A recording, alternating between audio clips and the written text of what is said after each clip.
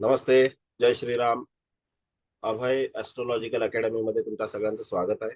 आणि आज जो काही आपण विषय निवडलेला आहे, वैवाहिक जीवन, पुरुष जातक आणि स्त्री जातक. तर पुरुष जातक आणि स्त्री जातक असा वेगवेगळा विषय निवडण्यामागे कारण काय आहे? कारण कसं असतं, की वैवाहिक जीवन हे ह्या 2 गोष्टींवरच अवलंबून आहे. कोणती पत्रिका ज्यावेळेला आपण पाहतो, तर त्यावेळेला तिथे त्या पत्रिकेचं विश्लेषण आपण जनरली जेव्हा करतो, तर त्यावेळेला आपल्याला माहिती असतं, समोरची व्यक्ती ही पुरुष जातक आहे की स्त्री जातक आहे. आणि वैवाहिक जीवनाच्या बाबतीमध्ये जेव्हा आपण पत्रिकेचं विश्लेषण करत असतो, मग त्या व्यक्तीचं वय 20 वर्ष असो, का व्यक्तीचं वय 50 वर्ष असो.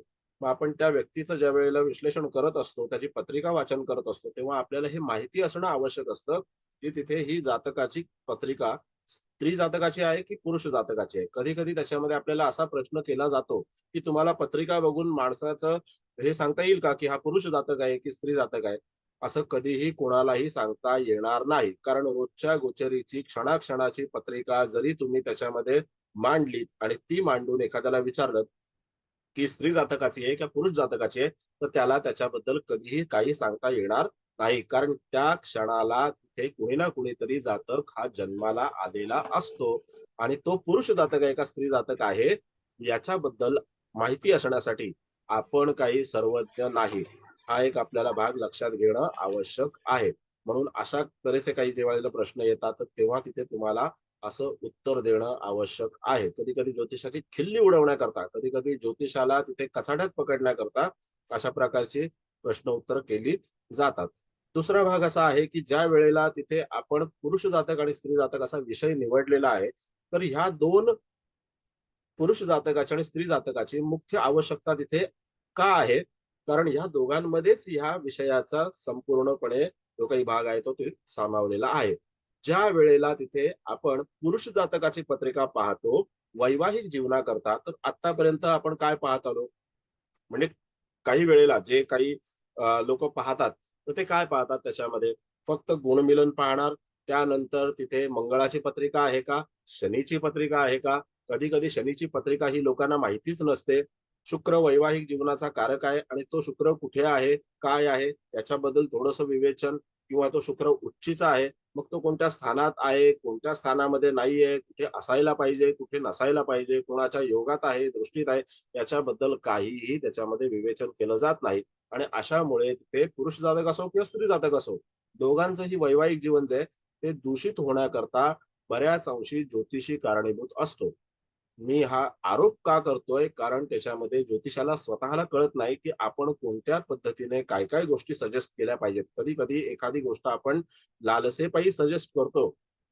आपल्या क्लायंटला आपल्या जो संबंधित व्यक्ती आहे, त्याला खुश करण्यासाठी आपण एखादी गोष्ट त्याला सजेस्ट करतो. त्याला म्हणतो, "हां, हां, नाही तुला हे बरं वाटतंय ना, मग चांगलंच आहे, मग ठीक आहे." पण तिथे कधीही ही जबाबदारी आपल्या शिरावर घेऊन तुम्ही हे पाप आपल्या डोईवर घेऊ नका. कारण कसं आहे, की ज्यावेळेला तिथे पुढे जाऊन या जातकांच्या जीवनामध्ये काही काही गोष्टी कॉन्फ्लिक्ट्स म्हणा किंवा अन्य काही गोष्टी होणार आहेत, तर त्यावेळेला तिथे पहिला जो कोणी दोषी माणूस ठरतो, तो तो ज्योतिषी ठरतो, की या ज्योतिषाने सांगितलं होतं, की बाबा या मुलीशी लग्न कर किंवा या मुलाशी लग्न कर आणि त्यावेळेला मात्र ते पाप आपलं असतं. म्हणून तुम्ही एक गोष्ट नेहमी लक्षात ठेवा, निर्णय हा जातकावरच सोडावा. कोणताही जो निर्णय आहे, तुम्ही फक्त सल्लागार आहात हे लक्षात ठेवा आणि कोणताही निर्णय जो आहे ना, तो जातकावरच सोडायला पाहिजे, की बाबा तू तुझा निर्णय घे. या पत्रिकेमध्ये हे असं आहे. सांगताना जे तुम्हाला आता मी पुढे शिकवणार आहे, त्याच्यामध्ये तुम्हाला सांगताना हे सांगितलं पाहिजे त्याला, की बाबा ही मुलाची पत्रिका आहे, ही मुलीची पत्रिका आहे. आता ह्या मुलीच्या पत्रिकेमध्ये काय-काय कमी आहे, काय-काय योग्य आहे, काय अयोग्य आहे, हे तुम्हाला तिला सांगितलं पाहिजे आणि सेम तुम्हाला मुलाच्या पत्रिकेच्या बाबतीतही सांगितलं पाहिजे. तिथे तुम्ही पक्षपातीपणा करू नका, की मुलाकडचा मनुष्य माझ्याकडे आलेला आहे किंवा मुलीकडचा मनुष्य माझ्याकडे आलेला आहे आणि तो मला विचारतोय, तर तिथे अशा तऱ्हेचा काही भाग आपण करू नये. आपण नेहमी न्यूट्रल असायला पाहिजे.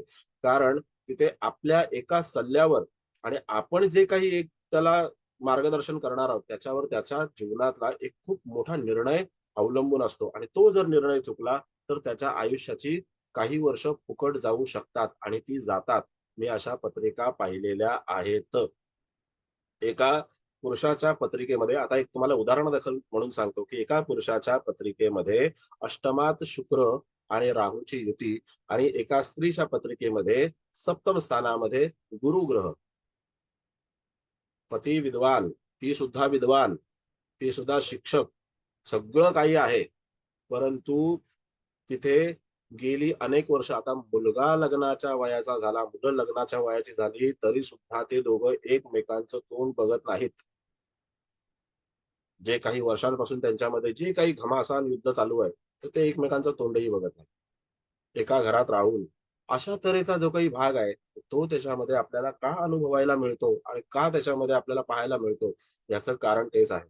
आज ही ती व्यक्ती जेव्हा काही त्याच्यामध्ये तंटा होईल, काही भांडण होईल, तर त्यावेळेला ती पहिला दोष देते कोणाला? तर त्या काळी ज्याने पत्रिका जमवलेली आहे त्याला. असं आहे. म्हणजे 95 साली ज्यांनी कोणी पत्रिका जमवली असेल, तर त्या माणसाला ती तिथे दोष देते. पण तुम्हाला अशा प्रकारचा दोष कुणीही देऊ नये किंवा तुम्ही अशा प्रकारचं मार्गदर्शन कोणाला करू नये, याच्याकरता मी तुम्हाला आवर्जून सांगतो, की पत्रिकेमध्ये गुणमिलन हा जो काही विषय आहे, या विषयाच्या बाबतीमध्ये आपल्याला जेव्हा माहिती असते, त्यावेळेला केवळ त्याच्याच वरती अवलंबून राहून आपण चालणार नाही. आपल्याला पूर्ण पत्रिका वाचन करणं गरजेचं आहे.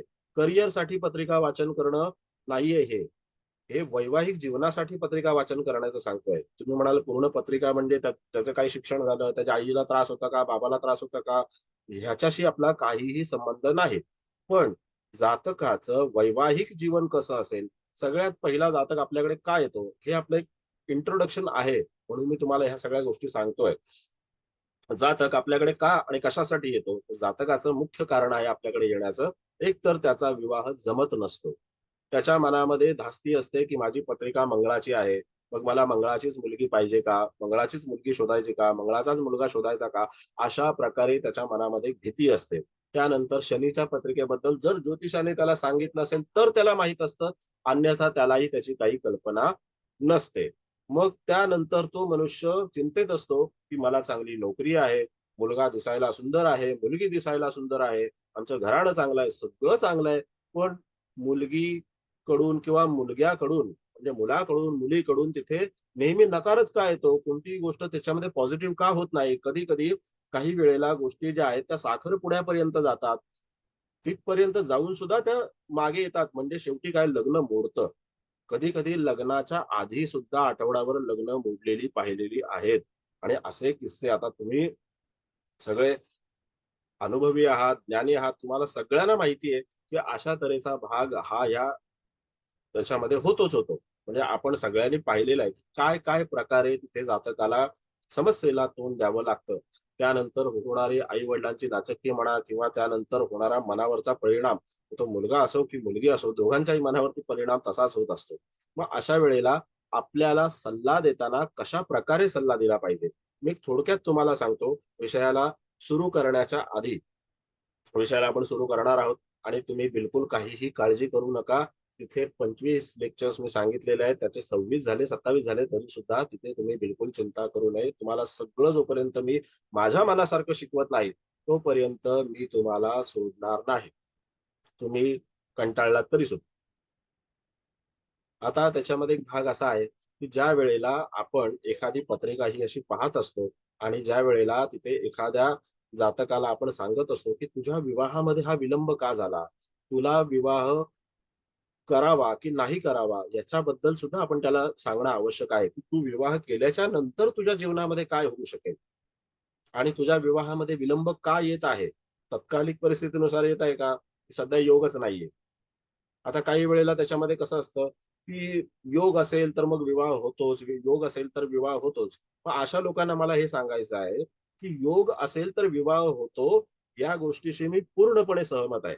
पण पहिल्यांदा पाळण्यात विवाह होत होते. त्यानंतर मुलं थोडीशी मोठी झाली, की त्याच्यात पण तिथे विवाह होत होते. आजही जर तुम्ही बघाल, की बिश्नोई समाजामध्ये सुद्धा तिथे बऱ्याचदा असे किंवा राजस्थानच्या त्या बाजूला काही वेळेला लहान मुलांचे हल्ली व्हिडिओ असतात या रील्समध्ये, YouTubeमध्ये. बऱ्याचदा असं असतं, की त्याच्यामध्ये त्यांच्या विवाहाचा समारंभ दाखवला जातो. पण अशा प्रकारे जेव्हा विवाह होतात, तर ते विवाह होताना काहीतरी नक्की योग असेल की नाही तिथे? म्हणजे तो योग जो आहे, हा योग त्या पत्रिकेमध्ये आहे, त्या जातकाच्या जीवनामध्ये आहे. त्याची मूळची पत्रिका विवाहासाठी योग्य आहे. म्हणून त्याला ते योग येतात. पण जर विवाहासाठी जातकाची पत्रिका योग्य नसेल, त्याच्या नशिबामध्ये विवाह होणं नसेल, झालेला विवाह टिकणं नसेल, वैवाहिक सौख्य नसेल, पुरुषाच्या पत्रिकेमध्ये स्त्री सौख्य नसेल, स्त्रीच्या पत्रिकेमध्ये तिथे पती सौख्य नसेल, तर अशा वेळेला तिथे जातकाला विवाहापासून वंचित राहावं लागतं. केवळ आपल्या आई-वडिलांची इच्छा आहे, केवळ आपल्या समाजामध्ये ती गरज आहे, की विवाह करणं गरजेचं आहे. याच्यासाठी तिथे कुठल्याही जातकाचा तुम्ही बळी देऊ नका. बळी देऊ नका म्हणजे पुढची त्याची जी काही 5-6 वर्ष आहेत, ह्या सगळ्या कचाट्यामध्ये अडकल्याच्या नंतर, या सगळ्या भानगडीत अडकल्याच्या नंतर पुढची 5-6 वर्ष तो त्याच्या करिअरपासून दूर जातो. तो पैसे कमावण्यापासून दूर जातो. त्याचं मानसिक स्वास्थ्य बिघडून जातं या सगळ्या चिंतेमध्ये. तसंच घरच्यांच्या बाबतीतही होतं. म्हणून व्यवस्थित सल्ला द्या आणि जर एखाद्याला खरोखर विवाह करायचाच आहे, तर त्यावेळेला त्याचं असं काउन्सिलिंग करा, की त्याला हे सांगणं आवश्यक आहे, की तुझ्या पत्रिकेमध्ये सुद्धा अशा-अशा प्रकारच्या कमतरता आहेत आणि तुझा जोडीदार जो येणार आहे जीवनामध्ये त्याच्याही पत्रिकेमध्ये अशा-अशा प्रकारच्या कमतरता आहेत. तर तुम्हाला दोघांना कुठेतरी सुवर्ण मध्य गाठून तिथे कुठल्या ना कुठल्यातरी एका याच्या बिंदूवरती तुम्हाला स्थिर झालं पाहिजे. तुम्हाला कॉम्प्रोमाईज केलं पाहिजे. कारण विवाह म्हणजे त्याच्यामध्ये तडजोड ही असतेच असते. कुठलाच विवाह आजपर्यंत पृथ्वी तलावरचा मला वाटत नाही, की त्याच्यामध्ये 100% 365 दिवस वर्षाचे प्रत्येक वर्षाचे 365 दिवस सारखे आणि चांगले गेले असतील. असं होतच नाही आणि असं होणारही नाही. परमेश्वराने तशी व्यवस्थाच ठेवली नाही. आपल्याला फक्त हेच लक्षात घेतलं पाहिजे, की ज्या वेळेला आपण मार्गदर्शन करणार आहोत, की जातकाच्या जीवनामध्ये मेजरली काय समस्या येणार आहेत. स्त्री जातक असो, पुरुष जातक असो. काय समस्या येणार आहेत, हे त्याला आपल्याला सांगणं आवश्यक आहे. त्याच्यापासून त्याला अवगत करणं आवश्यक आहे. नसेल आपल्याला जमत, तर आपण थोडासा अभ्यास करणं त्याच्यावरती गरजेचं आहे. केवळ तिथे एखादी पत्रिका काही वेळेला आपल्याकडे समज असा असतो, बघा समज असा असतो, की तिथे असं म्हटलं जातं, शुक्र उच्चीचा आहे, म्हणजे पत्रिका वैवाहिक सौख्यासाठी चांगली आहे.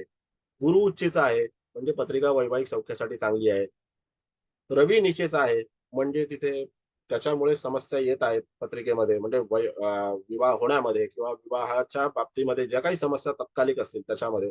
तर कधी-कधी हे सगळे नियम जे आहेत, ते हे सगळे नियम त्याच्यामध्ये योग्य ठरत नाहीत आणि ते सगळे नियम आपण ज्या वेळेला जातकाला समजावून सांगण्याचा प्रयत्न करतो, तर त्याचा काडीमात्र संबंध नसतो. कारण जातकाला काला अक्षर बेस बराबर. तुम्ही काय सांगाल ते खरं. पण मुळात आपल्याला कळलं पाहिजे, की जातकाच्या जीवनामध्ये समस्या कशामुळे उद्भवली आहे. कधी-कधी वैवाहिक जीवनामध्ये अशाही पत्रिका असतात, की तिथे ज्या मुलाकडे नोकरी नसते, घर नसतं, काही नसतं. पण विवाह झाल्याच्या नंतर त्याच्यामध्ये तिथे त्याच्या जीवनामध्ये जो काही प्रकार सुरू होतो आणि त्यानंतर तो जी काही प्रगतीची वाटचाल करतो, ती प्रगतीची वाटचाल कुणामुळे होते? तर त्याच्या कधी-कधी जोडीदारामुळे होते. त्याची पत्रिका जी आहे, ती जोडीदार आपल्यासोबत असल्यामुळे बूस्ट होते.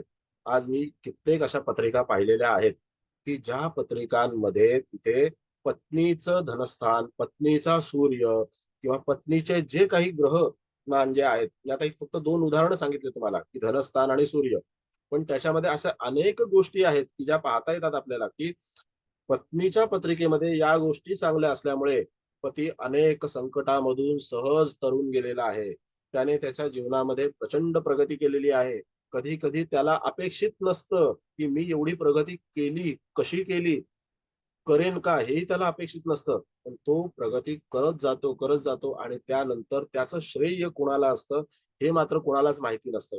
तिथे तुमच्यासारखा निष्णात ज्योतिषी ज्यावेळेला उपस्थित असतो, तर तो सांगू शकतो, की नेमकं या जातकाच्या पत्रिकेमध्ये प्रगती कशामुळे झालेली आहे.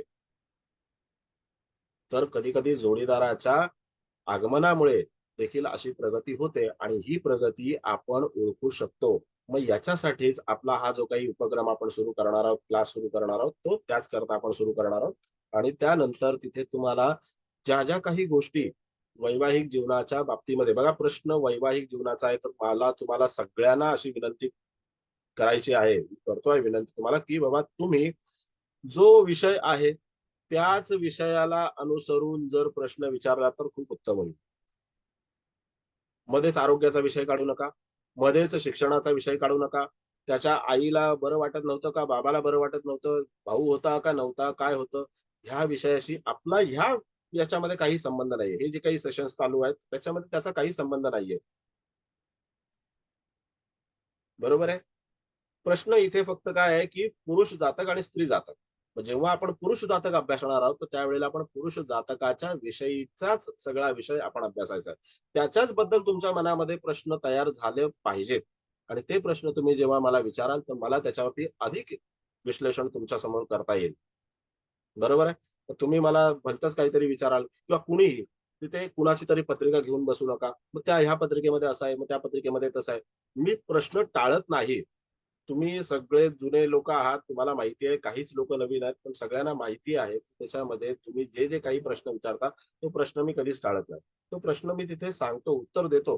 तुम्हाला असं नको वाटायला, अरे याला माहिती नाहीये म्हणून हा गप्प बसला. असं नाहीये. तुम्हाला मी त्याचं उत्तर देतो. परंतु काय होतं, की कधी-कधी विषयांतर होतं आणि विषयांतर झाल्यामुळे तिथे ज्यांचा एका स्पेसिफिक विषयामध्ये असं मन रमलेलं असतं, त्या लोकांचं मन तिथे खट्ट होऊन जातं. तर असं होता कामा नये. म्हणून प्रश्न व्यवस्थित विचारा. प्रश्न नीट तयार करा. तुम्ही एक नाही 100 प्रश्न विचारा. एक नाही 100 प्रश्न विचारा. प्रश्न विचारण्याची अशी काय आपल्याकडे वेळ नाहीये. तुम्हाला माहिती आहे सगळ्यांना, की असं नाही की बाबा मी पहिला क्लास सुरू केल्याच्या नंतर विचारतो, की बाबा काय तुम्हाला प्रश्न आहे का? आणि मग पुढच्या गोष्टी. मग पुढच्या विषयाला सुरुवात. असं नाही की शेवटची 10 मिनिटं प्रश्नासाठी, 15 मिनिटं प्रश्नासाठी, बाकी सगळ्यांचे माईक बंद असं कधीच मी करत नाही आणि करणार पण नाही. कारण तुमचे प्रश्न हे खूप महत्वाचे आहेत.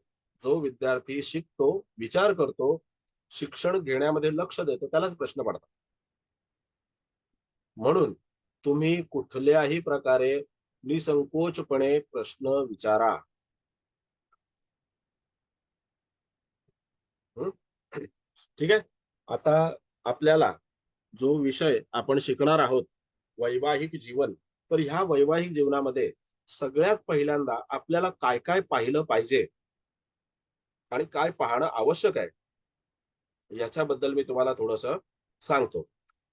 आता तुम्हाला माहितीच असेल, की जेव्हा आपण वैवाहिक जीवन पाहत असतो, तर त्यावेळेला सगळ्यांना माहिती आहे, की पहिलं काय पाहिलं पाहिजे, तर सप्तम स्थान पाहिलं पाहिजे.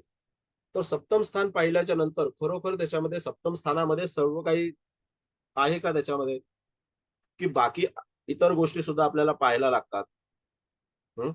आणि कधी-कधी असंही सांगितलं जातं, जे आपल्याकडे काही-काही गैरसमज आहेत, तर त्याच्याबद्दल मी तुम्हाला थोडंसं सांगतो, की आपल्याकडे गैरसमज असे आहेत, की तुम्ही नवमांश कुंडली बघा, D9 चार्ट बघा, अमुक चार्ट बघा, तमुक चार्ट बघा, मग हे याच्यावरून नाही सुटलं तर त्याच्यावरून बघा. तुम्हाला हा 12 घरांचा क्षेत्र कुंडलीचा जो काही भाग आहे, ज्याच्यामध्ये 12 घरं म्हणजे 12 स्थानं आहेत, 12 राशी आहेत, 9 ग्रह आहेत. आता यावरच जर आपल्याला संगीताचा स्वर्ग जसा उभा करता येतो, तसा तिथे ज्योतिषाचा देखील स्वर्ग आपल्याला उभा करता येतो. तर तिथे आपण तो प्रयत्न का करू नये? मग आपल्याला सांगितलं होतं, की नाही, नाही, आपण काय करायचं? D9 चार्ट बघूया.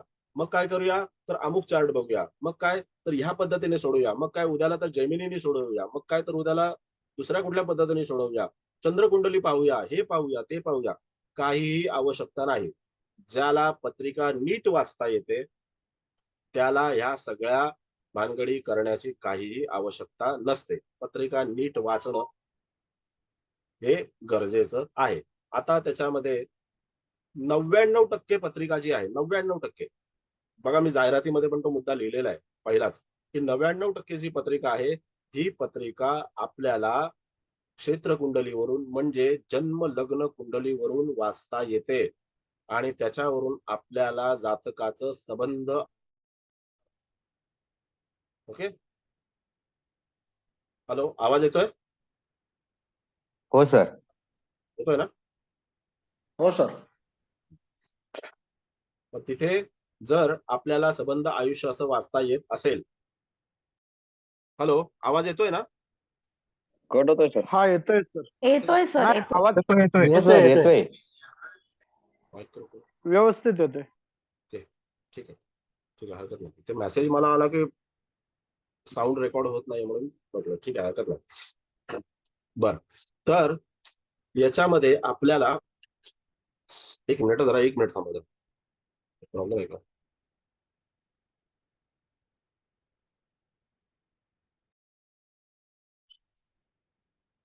जरा एक मिनिटासाठी थांबा.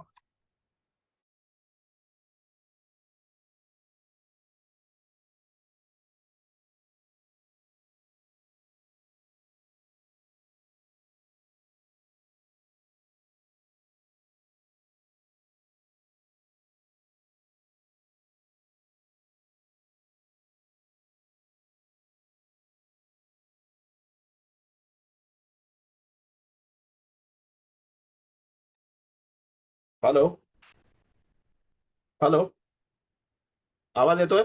हो सर. हो हो सर. सर. येतोय सर, येतोय. Okay okay okay okay. नाही, हे दुसरे इयरफोन लावले म्हणून मी, आता इथे मला मेसेज येत होता की व्हॉइस रेकॉर्ड होत नाहीये म्हणून. ठीक आहे, हरकत नाही. बर, हा, तर आपल्याला जी काही 99% पत्रिका आहे तर ती या माध्यमातून वाचता येते. आणि बाकी उरलेला जो भाग आहे ज्याच्यामध्ये कधी कधी आपण सूक्ष्मांशाचा विचार करू शकतो, त्यामध्ये कधी आपण तिथे नाडी कुंडलीचा विचार करू शकतो, धारकांश कुंडलीचा विचार करू शकतो, चंद्रात नक्षत्रबिंदू, सूर्यात नक्षत्रबिंदू ह्या कुंडलीचा विचार जो करू शकतो, तर तो खूप पुढे जाऊन करायचा आहे आपल्याला. पण 99% पत्रिका जर तुम्हाला याच ठोकळा कुंडलीमध्ये वाचता येत असेल तर तिथे बाकी तुम्हाला काही करण्याची आवश्यकता नाहीये. आणि एखादा चांगला जाणकार ज्योतिषी किंवा ज्याला ग्रह आणि राशी यांच्याबद्दल व्यवस्थित माहिती आहे असा मनुष्य तिथे चांगल्यापैकी हे काम करू शकतो. बरोबर आहे. आता उदाहरणार्थ मी तुम्हाला सांगतो की पहिला माणसाचा जो काही प्रश्न असतो तो काय असतो. कधी कधी विवाह उशिरा होणे, म्हणजेच त्याच्यामध्ये एखाद्या जातकाचा विवाह जो आहे तो त्याचं वय हे 25शीला आल्याच्या नंतर किंवा 25शीच्या नंतर साधारणतः घरातल्या लोकांना काळजी वाटायला लागते की अरे बापरे, आपल्याला आता काहीतरी याच्यासाठी ज्योतिषी किंवा काही गोष्टी आपल्याला पाहणं गरजेचं आहे. याच्या विवाहामध्ये बऱ्याचदा अडथळे येत आहेत. मग तिथे त्याच्या विवाहाच्या बाबतीतली जे काही पत्रिका म्हणा किंवा अन्य काही गोष्टी म्हणा तर ह्या ज्योतिषाला दाखवल्या जातात आणि त्यानंतर तिथे त्याच्यावरती विश्लेषण केलं जातं. मग आता तिथे पुरुष जातक असताना किंवा स्त्री जातक असताना दोन्ही वेळेला आपल्याला वेगवेगळ्या गोष्टी ज्या आहेत, वेगवेगळ्या गोष्टी ज्या आहेत तर त्या वेगवेगळ्या गोष्टी पाहायला लागतात. दोन्ही जातकांच्या पत्रिकेमध्ये एकच गोष्ट पाहून चालत नाही, लक्षात घ्या. कधी कधी आपण त्याच समजामध्ये असतो की फक्त आपण तिथे सप्तम स्थान पाहिलं की बस पुरेसा आहे. आता पहिला जो भाग आहे तर तो आपण याच्यामध्ये असा विचार करूया की आपल्याला पहिलं काय येतं, तर पहिलं स्थान येतं. बरोबर आहे. पहिलं काय येत असेल तर ते पहिलं स्थान येत असेल. जेव्हा आपण कुंडली मांडतो तर त्यावेळेला तिथे कुंडलीचा आराखडा आखतो, तर तो आराखडा आखल्याच्या नंतर तिथे आपण प्रथम स्थान, द्वितीय स्थान ही स्थानं जी आहेत तर ती तयार होतात. पहिल्या राशीत लिहितो का आपण आणि मग आराखडा काढतो का? तसं नाही होत. मग ते झाल्याच्या नंतर आपण त्याच्यामध्ये तिथे राशी लिहितो आणि त्या सुद्धा अँटी क्लॉकवाईज लिहितो. बरोबर आहे. मग त्या राशी लिहितो. जे लग्न असेल ते, तूळ लग्न असेल तूळ लग्न, मिथुन लग्न असेल मिथुन लग्न, बरोबर आहे, धनु लग्न असेल धनु लग्न, जे असेल ते आपण त्याच्यामध्ये लिहायला लागतो. आणि मग ते लिहिल्याच्या नंतर तिथे आपण ग्रहांची मांडणी करतो. म्हणजे ग्रहांचा नंबर कितवा आहे, तर तिसरा आहे. हे लक्षात घ्या. आपण ही प्रोसेस करतो, रेग्युलर करतो, पण आपल्यालाच लक्षात येत नाही की पहिलं काय, राशी, ग्रह की स्थानं. पहिलं महत्व कोणाला द्यायचं, तर पहिलं महत्व आहे आपल्याला स्थानाला दिलं पाहिजे. सगळ्यात पहिल्यांदा ज्या वेळेला तुम्ही एखाद्या जातकाची पत्रिका उघडता त्यावेळेला वैवाहिक जीवनाच्या संबंधितला प्रश्न आहे, तिथे तुम्हाला त्याचं प्रथम स्थान पाहणं गरजेचं आहे. लगेच सप्तम स्थानाकडे उडी मारूच नका. प्रथम स्थान पहिलं पाहणं गरजेचं आहे. लग्न कोणतं आहे, लग्न कोणतं आहे कळल्याच्या नंतर म्हणजे त्या प्रथम स्थानामध्ये राशी जी आहे ती कोणती लिहिलेली आहे, ती लग्न राशी कोणती आहे हे कळल्याच्या नंतर आपल्याला त्या जातकाचा पूर्ण अंदाज येतो की जातक नेमका काय स्थितीमधला आहे, काय परिस्थितीमधला आहे, काय मानसिकतेचा आहे. हा सगळा आपल्याला त्याच्यामध्ये अंदाज येतो आणि आपण काय करतो तर त्याच्यावरती भाष्य करायला सुरुवात करतो. उदाहरणार्थ तुम्ही मला एखादं लग्न सांगा, मेष लग्नापासून मीन लग्नापर्यंत कोणतंही लग्न सांगा, कोणतंही, कुणीही सांगा. मीन लग्न. बरं, मीन लग्न. मग मीन लग्न असल्याच्या नंतर तिथे आपल्याला असा विचार करायला लागतो जातकाच्या बाबतीत. हे उदाहरणादाखल घेतोय मी, आपण नंतर सगळा विषय व्यवस्थित कंटिन्यू करणारच आहोत. मी फक्त एक तुम्हाला उदाहरणादाखल हे करतोय. मीन लग्न म्हटल्याच्या नंतर तिथे तुम्हाला जातकाची आवड निवड कशी असेल, तर जातकाची आवड निवड अशी असेल की त्याला हवा असणारा जोडीदार हा घरंदाज, आध्यात्मिक दृष्टिकोनातून योग्य, आर्थिक दृष्टिकोनातून योग्य आणि त्याला स्वतःला सांभाळून घेणारा आहे का, हा पहिला विचार असतो. हा त्याच्या मनातला पहिला विचार असतो की माझा जोडीदार हा असा आहे का. बरेचदा मीन लग्नाच्या लोकांना जो जोडीदार मिळतो तर तो कसा असतो, त्यांच्यापेक्षा व्यवहारी असतो, जास्त व्यवहारी असतो, हुशार असतो. घरातले अनेक व्यवहार हा जातक न सांभाळता त्याचा जोडीदार जास्ती मोठ्या प्रमाणामध्ये सांभाळतो. अनेक गोष्टींना तोंड देताना ते हा जातक जो आहे तो मागे असतो आणि त्यानंतर त्याचा जोडीदार जो आहे तो जोडीदार, तो स्त्री असो किंवा पुरुष असो, तर तो जोडीदार त्याच्यामध्ये मुख्य भूमिका घेतो. बऱ्याच गोष्टींची तिथे टिपणं काढणं किंवा त्याच्यामध्ये तिथे निर्णय घेणं, निर्णयामध्ये बदल करणं, काही वेळेला घेतलेले निर्णय जे आहेत तर ते कसे योग्य आहेत किंवा कसे अयोग्य आहेत याच्याबद्दलची सगळी टीका टिप्पणी करणं हे त्या जातकाचं काम असतं. मीन लग्नाचा जो जातक आहे त्याचा जोडीदाराचं हे काम असतं. तर तिथे त्याची अपेक्षा ही अशी असते. हे आपल्याला पहिलं पाहिलं पाहिजे, म्हणजे ह्याची रिक्वायरमेंट काय. आणि त्यानंतर त्याला ज्या वेळेला ते आपण एखादा ग्रह असतो, त्या मीन राशीमध्ये एखादा ग्रह असतो, मग त्या ग्रहाची भूमिका सुरू होते. मग तिथे कोणताही ग्रह असू शकेल, सूर्यापासून राहू पर्यंत, केतू पर्यंत कोणताही ग्रह असू शकेल. असं आपण समजूया की उच्चीचा शुक्र आहे, तर त्याच्यामध्ये उच्चीचा शुक्र म्हणजे लोकांना अरे वा वा छान, उच्चीचा शुक्र काहीही नाही, छान नाही आणि काही नाही. त्याच्यामध्ये उच्चीचा शुक्र असलेल्या पत्रिका सुद्धा मी पाहिलेल्या आहेत आणि तो सुद्धा लग्नामध्ये सप्तमामध्ये उच्चीचा शुक्र असलेल्या पत्रिका पाहिलेल्या आहेत. परंतु तिथे वैवाहिक जीवन नाही. लग्नात उच्चीचा शुक्र असलेल्या व्यक्तीचं अजून विवाह झालेलाच नाही, प्रतीक्षेत. आशा आहे, आशावादी आहे, कारण गुरुची राशी आहे म्हणून आशावादी आहे. गुरुचं लग्न आहे ना, म्हणून आशावादी लग्न आहे की होईल, आज नाही तर उद्या होईल लग्न. पण लग्नी शुक्र आहे म्हणून विवाह करण्याची लालसा आहे, पण विवाह होत नाहीये. मग याच्यासाठी फक्त आपण तिथे प्रथम स्थान पाहून चालेल का, तर नाही. त्याच्यासाठी सप्तम स्थान पाहिलं पाहिजे, अनेक गोष्टी पाहिल्या पाहिजेत. आपल्याला जी काही 12 घरं दिलेली आहेत आणि 12 राशी दिलेल्या आहेत त्या सगळ्या पडताळून पाहणं गरजेचं आहे. आणि त्यानंतर तिथे आपल्याला या 9 ग्रहांकडे सुद्धा पाहणं गरजेचं आहे की जेव्हा तिथे एखादा ग्रह कोणत्या विचित्र स्थितीमध्ये असतो, तो आपल्याला त्याच्याकडे असलेली गोष्ट देऊ शकत नाही, किंवा एखादा असा ग्रह की जो आपल्याला अमुक एक गोष्ट देताना ती चुकीच्या पद्धतीने देतो त्या स्पेसिफिक स्थानासाठी. मग तोही आपल्याला विषय लक्षात घेणं गरजेचं आहे. केवळ लग्नी शुक्र आहे, मीन लग्न आहे, चांगलं आहे, छान आहे, नाही, असं होत नाही. विवाह होणं हा पूर्णपणे भाग्याचा, नशिबाचा विषय आहे. आणि त्याच्यामध्ये ते नशीब आणि ते भाग्यच आपल्याला वाचायचं आहे की एखाद्या व्यक्तीचा विवाह होताना येणाऱ्या अडचणी किंवा झाल्याच्या नंतर काय काय गोष्टी होतात त्याबद्दल. हं? बरं. आता त्यानंतर जर समजा आपण ह्या मीन राशीचा विचार केला, बघा, आता फक्त मी तुम्हाला राशींबद्दल सांगतो, अजून तिथे मी कुठल्या ग्रहाला आता आणत नाही. राशी म्हटल्याच्या नंतर लग्नामध्ये येणारी मीन राशी, बरोबर. तर ती लग्नामध्ये येणारी मीन राशी म्हटल्याच्या नंतर सप्तमामध्ये कोणती राशी येते, सप्तमामध्ये कोणती राशी येते, कन्या राशी येते सर. बरोबर कन्या आहे, कन्या कन्या राशी. राशी सर. आता मी तुम्हाला, बघा कसं आहे की मी काहीतरी ग्रेट सांगतोय, काहीतरी वेगळं मी तुम्हाला सांगतोय आणि माझ्यासारखं तुम्हाला जमणार नाही असं नाही. मला तुम्हाला पूर्ण टेक्निक समजावून सांगायचं. कसं, मीन राशी म्हटल्याच्या नंतर त्याच्या सप्तमामध्ये येणारी राशी ही कन्या राशी आहे. बरोबर आहे. कन्या राशी आहे. गुरु हा सिनियर प्लॅनेट आहे बुधापेक्षा. कन्येचा स्वामी कोण आहे तर बुध आहे आणि गुरु हा त्याच्यापेक्षा सिनियर आहे. तरी सुद्धा गुरुकडे आध्यात्मिक ज्ञान असलं, आर्थिक सबलता असली, त्यानंतर विद्वत्ता असली, तरी सुद्धा त्याच्याकडे व्यावहारिक ज्ञान फार कमी असतं. आणि जे बुधाकडे असतं त्याच्या जोडीदाराकडे असतं.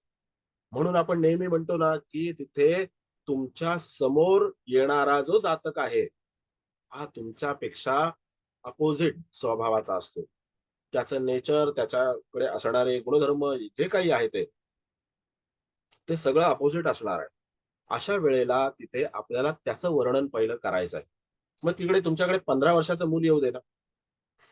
समजा तुम्हाला त्याच्यामध्ये असा एखादा प्रबंध लिहायचा असेल, लेख लिहायचा असेल, काही लिहायचं असेल तुम्हाला त्याच्यामध्ये, निबंध लिहायचा असेल किंवा बा याच्यामध्ये याचं सप्तम स्थान कसं असेल आणि फक्त तुम्हाला ठोकळा एवढाच दिलेला आहे, कुठलाही ग्रह दिलेला नाहीये. कन्या राशीमध्ये अनेक गुणधर्म आहेत.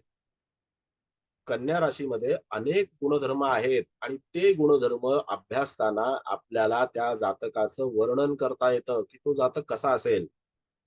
मीन लग्नाचा जातक हा उंच असेल कारण गुरु आहे ना. त्याचा त्याचा जो जोडीदार आहे तो कसा असेल तर तो त्याच्यामध्ये ठेंगणा असेल. बुध असल्यामुळे ठेंगणा असेल, थोडासा लठ्ठ असेल, हुशार असेल, व्यावहारिक ज्ञानाच्या माध्यमातून हुशार असेल. त्याला कोणत्याही तऱ्हेने तिथे फसवणं, चकवणं हे सहजासहजी जमणार नाही इतरांना. अशा प्रकारचा हा जातक असेल. प्रत्येक गोष्टीचा एक पुरावा, एव्हिडन्स जो आहे, एव्हिडन्स आणि मी बुधाकडे येतो. तो एव्हिडन्स जो आहे, तो एव्हिडन्स तो नेहमी तयार करून ठेवणार. बुधाच्या व्यक्तीची सवय असते की समजा त्याने आता ट्रेननी प्रवास केला, तर ट्रेननी प्रवास करण्याच्या आधी तो एक तिकीट काढतो. त्याला परेल पासून आपला इल्फिन्स्टन पासून तिथे समजा चर्चगेटला जायचंय, तर तो काय करतो तर तो त्याच्यामध्ये ते 5 रुपयाचं तिकीट जे आहे ना ते काढल्याच्या नंतर ते 5 दिवस आपल्या खिशात बाळगून ठेवतो. 5 दिवस ते तिकीट तो खिशात बाळगून ठेवतो का? काय माहिती याची कधी गरज लागेल.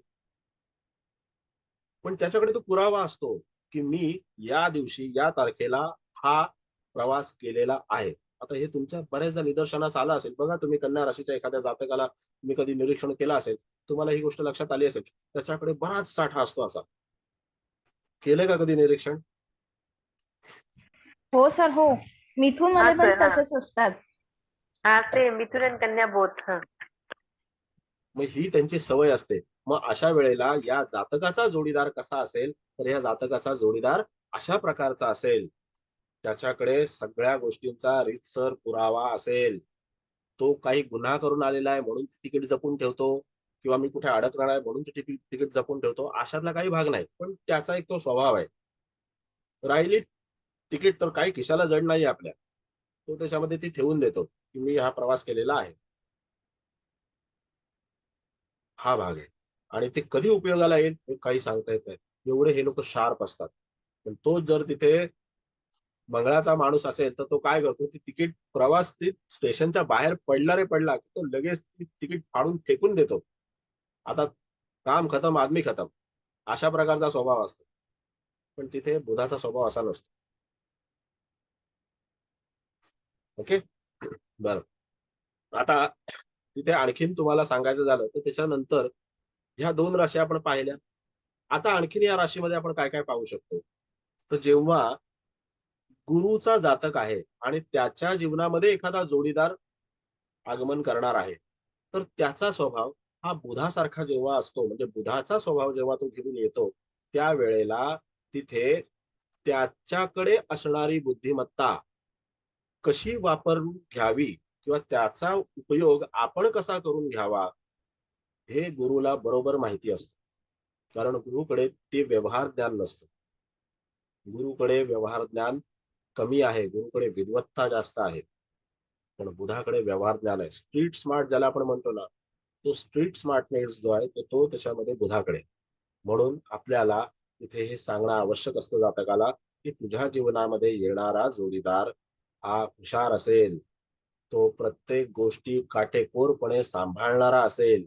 कोणतीही जबाबदारी जर तू त्याच्यावर सोपवलीस तर ती जबाबदारी व्यवस्थित पार पडेल. फक्त बुधाला लाड करायला लागतात एवढंच लक्षात घे. जर तू बुधाचे लाड करणार नाहीस, जर तू बुधाला पॅम्पर करणार नाहीस तर बुध नाराज होऊन जातो. पण बुध सहजासहजी नाराज होत नाही. आणि जर नाराज झाला तरी सुद्धा काही कारणासाठी किंवा काही काळासाठी तो आपली नाराजी थोडीशी मागे घेतो. त्याला माहिती असतं की काम होणं महत्वाचं आहे. नाराजीने काही काम होणार नाही. काम होणं महत्वाचं आहे आणि तो आपली नाराजी थोडीशी मागे घेतो. हातात असलेल्या कामाला पहिलं प्राधान्य देतो. म्हणून बुध खरा व्यावसायिक आहे. ज्या जातकांचा जोडीदार बुधाच्या अखत्यारीत असणारा असेल तर त्याने जे काही व्यवहार आहेत तर ते आपल्या जोडीदारावर सोपवले. कोणतीही गोष्ट, कोणताही व्यवहार जोडीदारावरती सोपवला तो सहज रीतीने पार पाडू शकतो. अशा सगळ्या गोष्टी. देऊळकर साहेब, तुम्ही मीन लग्न सांगितलं तर तुम्ही एखादा असा जातक पाहिलेला आहे का की ज्याच्यामध्ये जे आपण वर्णन केलं त्याच्यामध्ये काही तथ्य आहे? हो सर, करेक्ट आहे सर. अगदी 100% करेक्ट आहे. सर खरं आहे, अगदी 100%. करेक्ट आहे सर. थँक्यू. बरं, मी याच्यासाठी विचारलं. आवाज येतोय ना? हो, येतो सर. गुंजे मॅडम, तुमचा कॅमेरा बंद करा. कुणी कॅमेरा चालू नका ठेवू. नाही सर, मला सांगायचंय माझं भाचं पण मीन राशीचं आहे, ते बरोबर आहे म्हणून. ओके. हा, ठीक आहे, धन्यवाद. बरं, मी तुम्हाला का विचारतोय हे कन्फर्मेशन किंवा मी तुम्हाला काहीतरी लिहून देतोय मग तुम्ही लिहून घ्या अशातला काही भाग नाही. मग मी तुम्हाला पीडीएफ नोट्स देतोय, पीडीएफ नोट्स हे करा अशातला काही भाग नाहीये. भाग असा आहे की जेव्हा मी तुम्हाला एखादी गोष्ट विचारतो त्यावेळेला 4 विद्यार्थी ऐकतात की हा, हे सांगितलेलं अनेकांच्या जीवनामध्ये झालेलं आहे आणि त्या माध्यमातून हा नियम आपण अनेक पत्रिका पाहताना वापरू शकतो. हे लक्षात घ्या. तर तिथे आपल्याला काही गोष्टी ज्या आहेत ना अशा प्रकारे करणं गरजेचं आहे. ओके. आता फक्त सप्तम स्थानच पाहून चालेल का? म्हणजे पहिली राशी आपण पाहिली आणि 7वी राशी पाहिली, म्हणजे लग्न स्थानातली राशी पाहिली, सप्तम स्थानातली राशी पाहिली, कळलं का जोडीदाराचं वर्णन? शक्यच नाही. मग तिथे बाकीच्या कोणत्या गोष्टी आहेत ज्या हा पुरुष जातक असेल तर त्याच्यासाठी जे आपल्याला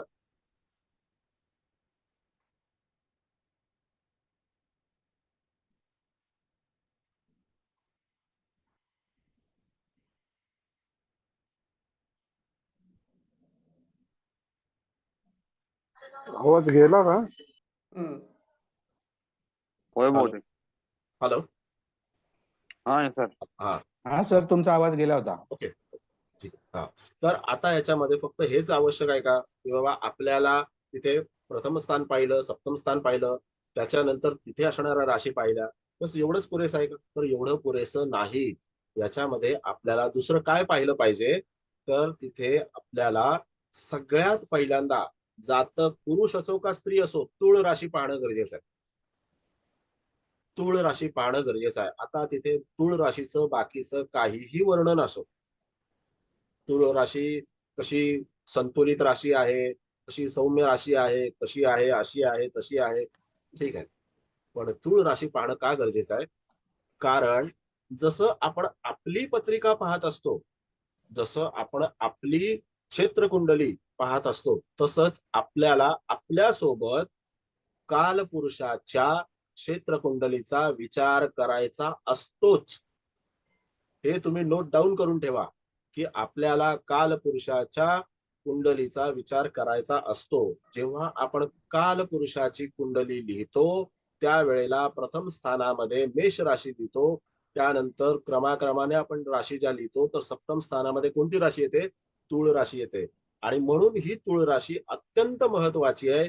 या तूळ राशीमध्ये तिथे कोणता ग्रह असो किंवा नसो, ती राशी कुठे आलेली आहे हे पाहणं गरजेचं असतं. लक्षात घ्या, वाक्य काय आहे की ती तूळ राशी कुठेही असो, त्याच्यात ग्रह असो किंवा नसो, पण ती कुठे आलेली आहे नेमकी? प्रथम स्थानात आलेली आहे का? द्वितीय स्थानात आलेली आहे का? लाभस्थानात आलेली आहे का? का सप्तम स्थानातच आलेली आहे का? कुठेही आलेली आहे तर त्या राशीला सुद्धा तितकंच महत्व आहे. तर ज्या वेळेला तूळ राशी तिथे असं आपण समजूया की लग्न स्थानामध्ये आलेली आहे, म्हणजे जातकाचं लग्न स्थूळ आहे असं आपण समजूया. बरोबर आहे. तर तिथे जर जातकाचं लग्न तूळ आहे, तर तिथे त्याच्या जोडीदाराचं वर्णन कसं असेल किंवा त्याच्याकडून जोडीदाराला मिळणारा रिस्पॉन्स कसा असेल. तर तुळेचा जातक हा बघा, इथे कोणत्याही ग्रहाचा मी विचार करत नाहीये, फक्त राशीचा विचार करतोय. आणि तुळेचा स्वामी शुक्र आहे हे सगळ्यांना माहिती आहे.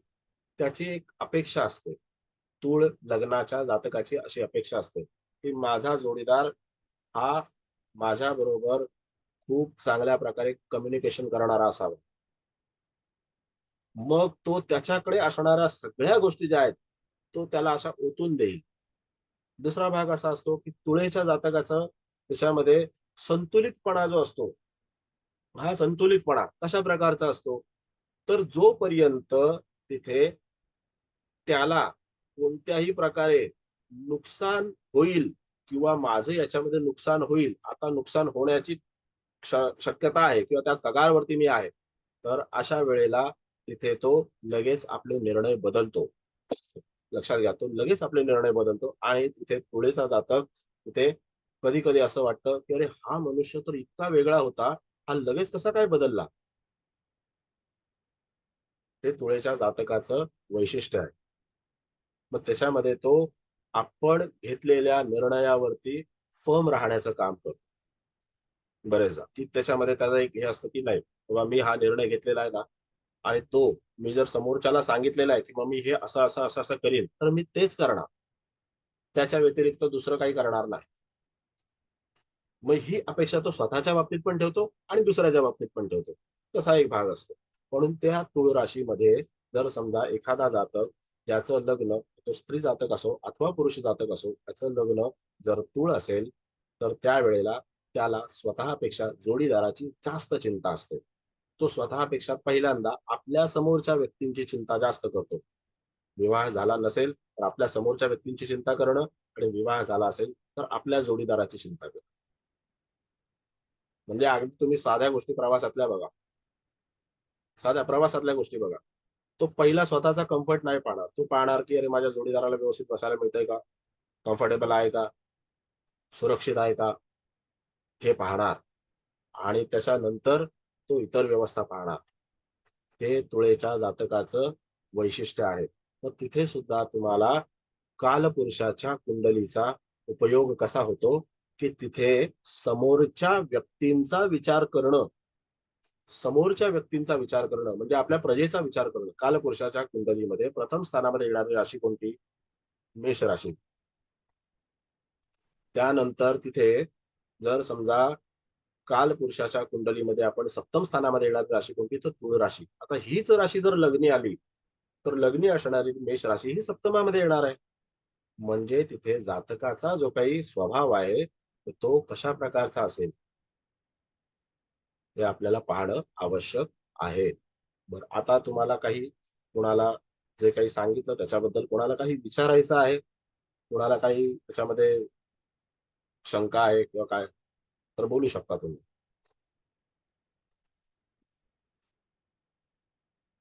Hello hello. बरं ठीक. सर विचारू? हा विचारा ना, मी त्यासाठी तर विचारलं तुम्हाला. सर तूळ राशीला जर इतकं महत्व आहे, तर मग तूळ रास नुसतीच आपण रास षष्ठात, अष्टमात किंवा व्ययात आली तर काय? बर बघा, आता जर समजा तुळ राशी षष्ठात आली किंवा अष्टमामध्ये आली, तर अशा जातकांच्या जीवनामध्ये आता प्रत्येक लग्नानुसार तिथे राशींची स्थानही बदलत असतात. बरोबर आहे. जसं जसं लग्न बदलत जाईल तसं तसं त्याची स्थानं बदलत असतात.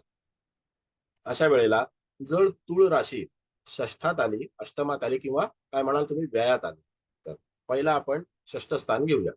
जर तुळ राशी षष्ठामध्ये आली, तर अशा जातकाला आपल्या जोडीदाराच्या बाबतीमध्ये कधीतरी शत्रुत्वाची भावना तयार होते. कधीतरी शत्रुत्वाची भावना तयार होते की माझा जोडीदार हा माझ्या विरुद्ध, माझ्या मतांच्या विरुद्ध जात आहे, विपरीत वर्तन करत आहे. विपरीत वर्तन म्हणजे त्याचं म्हणजे माझ्या मतांच्या विरुद्ध वर्तन करत आहे. अशा तऱ्हेची भावना त्याच्यामध्ये जागरूक होते आणि त्याच्यानंतर तिथे वादाला कारण या गोष्टी होतात. पण हे वाद कायमस्वरूपी राहतात का? तर हे वाद कायमस्वरूपी राहत नाहीत. हे वाद कमी अधिक फरकाने दर वेळेला 365 दिवसांमध्ये कधी ना कधीतरी उभारून येतात, कधी ना कधीतरी ते लोप पावतात.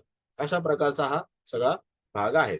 त्यानंतर तिथे दुसरं म्हणजे ज्या जातकाच्या षष्ठ स्थानामध्ये तूळ राशी आलेली आहे, त्याला आपल्या जोडीदाराच्या आरोग्याचं नियोजन करताना बरेचदा पैसा भरपूर खर्च होणे, खूप एनर्जी वेस्ट होणे आणि त्यानंतर त्याची अनेक कामं रखडून तो त्याच्यामध्ये काही पावलं मागे येणे. जीवनामध्ये एकदा ना एकदा तरी असा प्रसंग त्याच्यावरती हा येतो. कुणाच्या पाहण्यामध्ये अशी पत्रिका आहे? हो सर, अगदी बरोबर आहे. बरोबर आहे. मग अशा तऱ्हेने तिथे तुम्हाला या गोष्टींचा हे अंतर्भाव जो आहे तो केला पाहिजे. त्यानंतर तिथे दुसरा भाग असा आहे की तूळ राशी जर षष्ठामध्ये असेल, तूळ राशी जर षष्ठामध्ये असेल, तर पती असो किंवा पत्नी असो, म्हणजे जो जातक आहे त्या जातकाच्या षष्ठ स्थानामध्ये जी तूळ राशी आहे, त्याच्या समोर म्हणजे त्याचा जो जोडीदार आहे, त्या जोडीदाराला तिथे कधी ना कधीतरी कोर्ट केस, सरकारी कामकाज किंवा त्याच्यामध्ये काही नोकरीच्या बाबतीमध्ये किंवा त्याच्यामध्ये काही वादग्रस्तपणामुळे तिथे पोलीस, कोर्ट कचेरी या गोष्टी कराव्या लागतात. कधी कधी बरेचदा असं पाहिलेलं आहे की प्रॉपर्टीच्या बाबतीमध्ये तिथे ह्या जातकांना खूप कष्ट करावे लागतात. कौटुंबिक प्रॉपर्टी जी आहे, एक वृषभ लग्नाची पत्रिका आणि त्यामध्ये तिथे कौटुंबिक प्रॉपर्टी मिळवण्याकरता पत्नीकडली जी प्रॉपर्टी होती त्याचा काही हिस्सा यांना मिळणार होता. त्याच्याकरता तिथे तूळ राशीमध्ये मंगळ होता. तूळ राशीमध्ये मंगळ होता म्हणजे सप्तमेश षष्ठात होता. या जातकाला बरेचदा तिथे कोर्ट कचेरी करून इतका पैसा खर्च करावा लागला, पण शेवटी या माणसाने ती प्रॉपर्टी आपल्या पदरात पाडून घेतली. हे त्या तूळ राशीचं वैशिष्ट्य आहे आणि ती तूळ राशी कुठे येतं याच्याबद्दल पण वैशिष्ट्य. बरोबर आहे. आता हीच तूळ राशी आपण अष्टमामध्ये पाहूया. तर तिथे अष्टमामध्ये पाहिल्याच्या नंतर जातकाचा जोडीदार हा जीवनामध्ये कधी ना कधीतरी हायली स्पिरिच्युअल लेवलला जाण्याचा प्रयत्न करतो किंवा त्याची जी काही वाटचाल आहे, त्याचे जे काही प्रयत्न आहेत ते तशा प्रकारचे असतात. त्याला अगम्य गोष्टींचा छडा लावण्याची एक वेगळी सवय असते. तर त्याला असं नेहमी वाटत असतं की काही जे साध्या डोळ्यांना आपल्याला नाही दिसत आहे ना, तर त्या बाबतीतला काहीतरी आपण ज्ञान घेऊ, त्या बाबतीतल्या काहीतरी आपण गोष्टी अभ्यासू, अशा प्रकारचं त्याला एक हे असतं. दुसरा भाग म्हणजे त्याला आपल्या पुढच्या पिढीच्या व्यवस्थापनाची जास्तीत जास्त चिंता असते. जातकाच्या जोडीदाराला, ज्याच्या अष्टम स्थानामध्ये तूळ राशी येते आहे, अशा जातकाच्या जोडीदाराला तिथे तशी चिंता असते की मी माझ्या पुढच्या पिढीसाठी काहीतरी करून ठेवणं आवश्यक आहे, काहीतरी करणं आवश्यक आहे. मग तो सतत आपल्या जोडीदाराला तिथे सांगत राहतो, त्याला सतत तो तिथे मागे लागत राहतो की आपल्याला हे करून ठेवलं पाहिजे, गाडी घेऊन ठेवली पाहिजे, घर घेऊन ठेवलं पाहिजे, अमुक केलं पाहिजे, तमुक केलं पाहिजे, हे सगळं तो त्याला सांगत राहतो. याचं कारण असं आहे की अष्टम स्थान जे आहे ते अष्टम स्थान संततीच्या सुखाचं स्थान आहे. आपण केवळ अष्टम स्थान म्हणजे मृत्यू स्थान आहे, अष्टम स्थान म्हणजे तिथे कष्टमय स्थान आहे, अमुक स्थान आहे, तमुक स्थान आहे, नाही. अष्टम स्थान हे संततीच्या सुखाचं देखील स्थान आहे आणि जर ते सुखाचं स्थान आहे तर तिथे जोडीदाराची राशी आली असेल तर जोडीदार हा त्याच विचारांचा असतो आणि या जोडीदाराचा संपूर्ण कल जो आहे तो कुठे असतो, तर तो आध्यात्मिकतेकडे असतो. आध्यात्मिकता पण कशी असते, तर गुप्तपणाची आध्यात्मिकता असते. म्हणजे आध्यात्मिकता असं नसतं या जोडीदाराचं की तो अगदी मोठाच्या मोठा टिळा लावेल आणि गावभर हिंडेल किंवा तो त्याच्यामध्ये तशी वस्त्र घालेल आणि गावभर हिंडेल, तर तसं काही भाग नसतो. तो पूजा अर्चना करताना सगळ्यांना शो ऑफ करेल असाही काही भाग नसतो. त्याच्या अनेक गोष्टी ह्या गुप्ततेमध्ये चालू असतात आणि अनेक गोष्टी ज्या आहेत तर त्या फक्त त्यालाच माहिती असतात की तो काय करतोय. अशा प्रकारचा किंवा त्याला तशा प्रकारची काही गोष्ट ही प्राप्तही झालेली असते, असंही तुम्हाला त्याच्यामध्ये पाहायला मिळेल. किंवा या वाटचालीतून किंवा या मार्गावरती त्यांचे प्रयत्न नेहमी चालू असतात. बरोबर आहे? हॅलो, आवाज येतोय? हॅलो. हो सर येतोय. होय सर बरोबर. ठीक. आता दुसरा एक तुम्ही विचारलेला प्रश्न म्हणजे व्ययस्थानामध्ये. जेव्हा व्ययस्थानामध्ये तुळ राशी येते, ती तुळ राशी जेव्हा व्ययस्थानामध्ये येते त्यावेळेला तिथे वृश्चिक लग्न येतं. बरोबर आहे? आणि जर व्ययस्थानामध्ये तुळ राशी आली तर जातकाला कधी ना कधीतरी जोडीदारापासून वियोग हा तयार होतोच. वृश्चिकेच्या जातकाला जोडीदारापासून काही कारणास्तव का होईना, अगदी त्याच्यामध्ये 2-4 महिन्यासाठी का होईना, पण मनाविरुद्धचा वियोग जो आहे तो त्याच्यामध्ये तयार होतो. आणि दुसरा भाग, जोडीदार हा नेहमी त्याच्यामध्ये आपल्या तंद्रीत असणं, आपल्या विचारांमध्ये असणं, जोडीदाराचे विचार आणि आपले विचार त्याच्यामध्ये तिथे बऱ्याचदा फरक असतोच प्रत्येक लग्नाच्या बाबतीमध्ये. तुम्ही वृश्चिक लग्न घ्या का तुम्ही मेष लग्न घ्या, तुम्ही आणखी मिथुन लग्न घ्या, त्याच्यामध्ये फरक असतो. पण वृश्चिकेचा मनुष्य कसा असतो की त्याच्यामध्ये त्याला कमांडिंग पोझिशन हवी असते आणि त्यामध्ये तुळेचं जिथे काही चालत नाही, त्याला तिथे समन्वय साधता येत नाही, त्याला तिथे काही गोष्टींचं संतुलन करता येत नाही, त्यावेळेला त्याची अवस्था ही चिडचिडी होते आणि तिथे वादाला कारण तयार होते.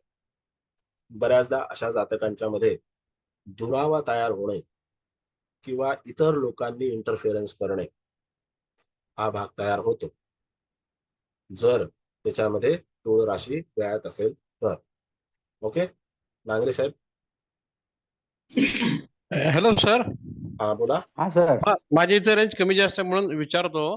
जर हा. चतुर्थामध्ये तुळ राशी येत असेल तर ह्याचा अर्थ त्या व्यक्तीचं सुख हे पार्टनर कसा वागतो बोला बोला. तो त्याच्यावर अवलंबून आहे असा पण अर्थ घ्यायचा का?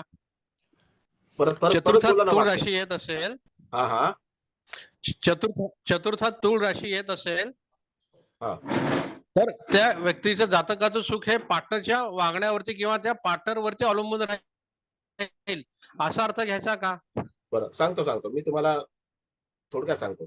जर चतुर्थामध्ये तुळ राशी येत असेल तर या जातकाच्या जीवनामध्ये जो जोडीदार येतो म्हणजे तिथे कर्क लग्नाचा जातक आहे त्याच्या जीवनामध्ये येणारा जोडीदार हा त्या जातकाचं सुख कशात आहे हे ओळखण्यामध्ये त्याचं अर्धा वेळ निघून जातो किंवा माझ्या जोडीदाराचं सुख कशात आहे, त्याला काय हवं काय नको, तो कसा प्रसन्न राहील किंवा ती कशी प्रसन्न राहील याच्याकडे त्याचं जास्त लक्ष लागलेलं असतं आणि त्या अनुषंगाने त्यांची सगळी पावलं उचलली जातात. इथे भाग जेव्हा सुखाचा येतो, तुळ राशी ही जेव्हा सुखस्थानामध्ये येते त्यावेळेला जातकाला सुख हे नक्की प्राप्त होतं. त्या कर्क लग्नाच्या जातकाला सुख 100% प्राप्त होणार. त्या बाबतीत दुमत नाही. चतुर्थामधून ज्या ज्या गोष्टी पाहिल्या जातात त्या बाबतीतलं सुख त्याला प्राप्त होतच. पण तिथे जोडीदाराची राशी जेव्हा तिथे आलेली आहे तर जोडीदार याची काळजी घेत असतो की माझ्या जोडीदाराला तिथे कशा प्रकारे सुखप्राप्ती होईल, तो कशामध्ये प्रसन्न होईल, त्याला खानपानामध्ये प्रसन्नता आहे का, त्याला वाचनात प्रसन्नता आहे का, त्याला सिनेमा पाहण्यात प्रसन्नता आहे का, तो त्या सगळ्या गोष्टी त्याच्यासाठी तयार ठेवतो. जी गोष्ट त्याला आवश्यक आहे ती तो त्याच्यासाठी तयार करून ठेवतो. अशा पद्धतीचं त्याच्यामध्ये तुम्हाला विश्लेषण केलं पाहिजे. पण तिथे कोणता ग्रह असेल तर त्या ग्रहाचं वेगळं विश्लेषण आहे. केवळ राशीचं विश्लेषण हे वेगळं आहे. कोणत्या ग्रहाची दृष्टी असेल तर ग्रहाचं विश्लेषण वेगळं आहे. त्या राशीचं विश्लेषण वेगळं करता येतं. कुलकर्णी साहेब. हो बरोबर सर, आलं लक्षात. इतर ग्रहांप्रमाणे हे तुम्ही बेसिक सांगितलं आणि मग इतर ग्रहांचं त्याला अप्लाय करायचं म्हणजे आपल्याला बऱ्यापैकी अचूक निदान करता येणार. बिलकुल. बघा ज्योतिषशास्त्र हे पूर्णपणे तर्काधिष्ठित शास्त्र आहे. जर आपण तर्क व्यवस्थित लावायला लागलो तर आपल्याला सगळी उत्तरं उत्तम रीतीने देता येतात. तर्क व्यवस्थित लावणं आवश्यक आहे. सर. हा. तूळ रास जेव्हा व्ययात आहे तर जोडीदार हा हा. दूरवरचा मिळेल असं होईल का? म्हणजे असा तर्क लावू शकतो का? तर्क लावायला असं काही हरकत नाहीये. कारण फक्त तूळ रास जर व्ययात असेल आणि त्यावर इतर कोणत्या ग्रहाची दृष्टी नसेल तर तसा तर्क लावायला हरकत नाहीये. पण तिथे जर तुळ रास व्ययात आहे आणि तुमच्या सप्तमेश आणि तुळ रास याचा स्वामी एकच आहे, तो कुठे बसलाय ना त्याच्यावरती मग पुढची गणित तयार होतात. ओके. एक उदाहरणादाखल आता आपण तुम्हाला फक्त सांगतो. रास बघतोय, आपण रास हा बघतोय फक्त आपण म्हणून रास फक्त. बघतोय, हम्म. माहितीये मला, आपण फक्त रास बघतोय. मी तर्क लावायला हरकत नाही असं वाक्य म्हटलं आणि त्याच्यानंतर मी तुम्हाला असं सांगतोय की आपल्याला हाही विचार पुढे जाऊन केला पाहिजे की बाबा या तुळ राशीचा स्वामी नेमका कुठे आहे. समजा आपण असं समजलो की तुळ राशीचा स्वामी किंवा वृषभ राशीचा स्वामी तो वृश्चिकेच्या षष्ठ स्थान सप्तम स्थानामध्ये येणार आहे, तर तो कन्येमध्ये आहे. बरोबर आहे, असं समजायला काय हरकत नाही. आपण तो समजूया की कन्येमध्ये आहे. मग जर कन्येमध्ये असेल तर जातकाचा जोडीदार हा मामाकडून जातकाच्या काम करण्याच्या ठिकाणाहून तिथे त्याची ओळख होऊ शकते किंवा तिथे त्याचं काही सूत जमू शकतं किंवा त्याच्या मामाकडून एखादं स्थळ येऊ शकतं. अशा प्रकारचं सुद्धा तुम्हाला तिथे लॉजिक लावता येतं आणि तसं होतही. नाही कळलं सर, सॉरी. नाही कळलं? बरं. नाही, सॉरी. वृश्चिक लग्न, ऐका, वृश्चिक लग्न, वृश्चिक लग्नाला सप्तमात येणारी राशी कोणती? वृषभ राशी. त्यानंतर तिथे व्ययस्थानामध्ये येणारी राशी कोणती? तुळ राशी. हा दोन्हीचा स्वामी कोण आहे? शुक्र आहे. हा शुक्र जर तिथे लाभस्थानामध्ये असेल, लाभस्थानामध्ये असेल, आता पहिला आपण फक्त राशीचं वर्णन केलं, तर तिथे मी एक ग्रह आणतोय, त्याचा स्वामी आणतोय, दुसरा कुठला ग्रह नाही. शुक्र जर आपण तो लाभस्थानामध्ये पकडला म्हणजे कन्या राशीमध्ये जर आला, बरोबर आहे, मग तिथे कन्या राशीचं वर्णन काय? ती मामाची राशी आहे, त्याच्यावरून मामा पाहिला जातो. जातकाचा जोडीदार हा तिथे मामाच्या सानिध्यामधला असेल किंवा मामाच्याकडून येणारं स्थळ असेल किंवा जातकाचा जोडीदार हा मामाकडे संगोपन झालेला सुद्धा असेल. प्रत्येक जातकाचं काही मामाकडे संगोपन होत नाही किंवा मामा त्याच्या जीवनामध्ये खूप चांगला रोल मामाने तिथे निभावलेला असेल, अशाही तऱ्हेचा त्याच्यामध्ये भाग आहे. त्यानंतर तिथून आपण आणखीन काय पाहतो, तिथे नोकरी पाहतो. तिथे जातकाचं जे काही कामाचं स्थान असेल, कर्मस्थान असेल, त्या बाबतीमध्ये सुद्धा जातकाला तिथे जोडीदार गवसणं, जोडीदाराची ओळख होणं किंवा जोडीदाराच्या बाबतीमध्ये तिथे त्याला काही संकेत मिळणं, अशा तऱ्हेचा भाग होऊ शकतो. आलं लक्षात? हो सर. नक्की आलं का लक्षात? हा सर, पण जोडीदार कोणत्या दिशेचा असेल असं विचारलं तर मग काय सांगायचं? मॅडम, जोडीदार कोणत्या दिशेचा असेल असा ज्या वेळेला प्रश्न येतो, तर त्यावेळेला तिथे तुम्हाला सप्तम स्थान, आता मी थोडस ग्रहांकडे येतो, तर तुम्ही प्रश्न विचारलाय म्हणून याचा आपण नंतर पुन्हा एकदा सगळं विश्लेषण करणारच आहोत. पण त्याच्यामध्ये जोडीदार कोणत्या दिशेतून येतो याचा जो काही भाग आहे, तर त्याच्यासाठी तुम्हाला पाहिलं पाहिजे सप्तम स्थान, बरोबर. त्यानंतर तुळ राशी, शुक्र आणि चंद्र. पुरुष जातक असेल तर मी पुरुष जातक ठेवून हे करतोय, म्हणजे पुरुष जातक धरून त्याच्यामध्ये सप्तम स्थान, तुळ राशी, चंद्र आणि शुक्र असं मी तुम्हाला सांगितलं. मग अशा वेळेला तिथे तुळ राशी ही नेमकी कुठे येते हे पाहणं गरजेचं आहे. मग आता तुळ राशी ही कालपुरुषाच्या कुंडलीमध्ये सप्तमात येते, म्हणजे पश्चिमेला येते, बरोबर.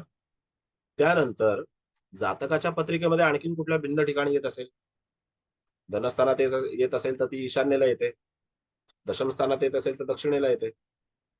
आणि तुळ राशी ही मुळातच आकाशामध्ये कुठे आहे हा पण एक भाग आहे. तर तुळ राशी मुळातच आकाशामध्ये कुठे आहे, तर दक्षिणेला आहे. तर ती जर दक्षिणेला असेल तर जातकाच्या जोडीदाराची दिशा ही तुम्ही कशा प्रकारे सांगणार? पश्चिमेकडून येईल का उत्तरेकडून येईल का दक्षिणेकडून येईल, कुठून येणार? आणि मुळात जातक कुठे राहतो आहे, समजा जातक पुण्यामध्ये आहे, बरोबर, आणि जातकाने तुम्हाला हा प्रश्न विचारला कुठल्या दिशेकडून येईल,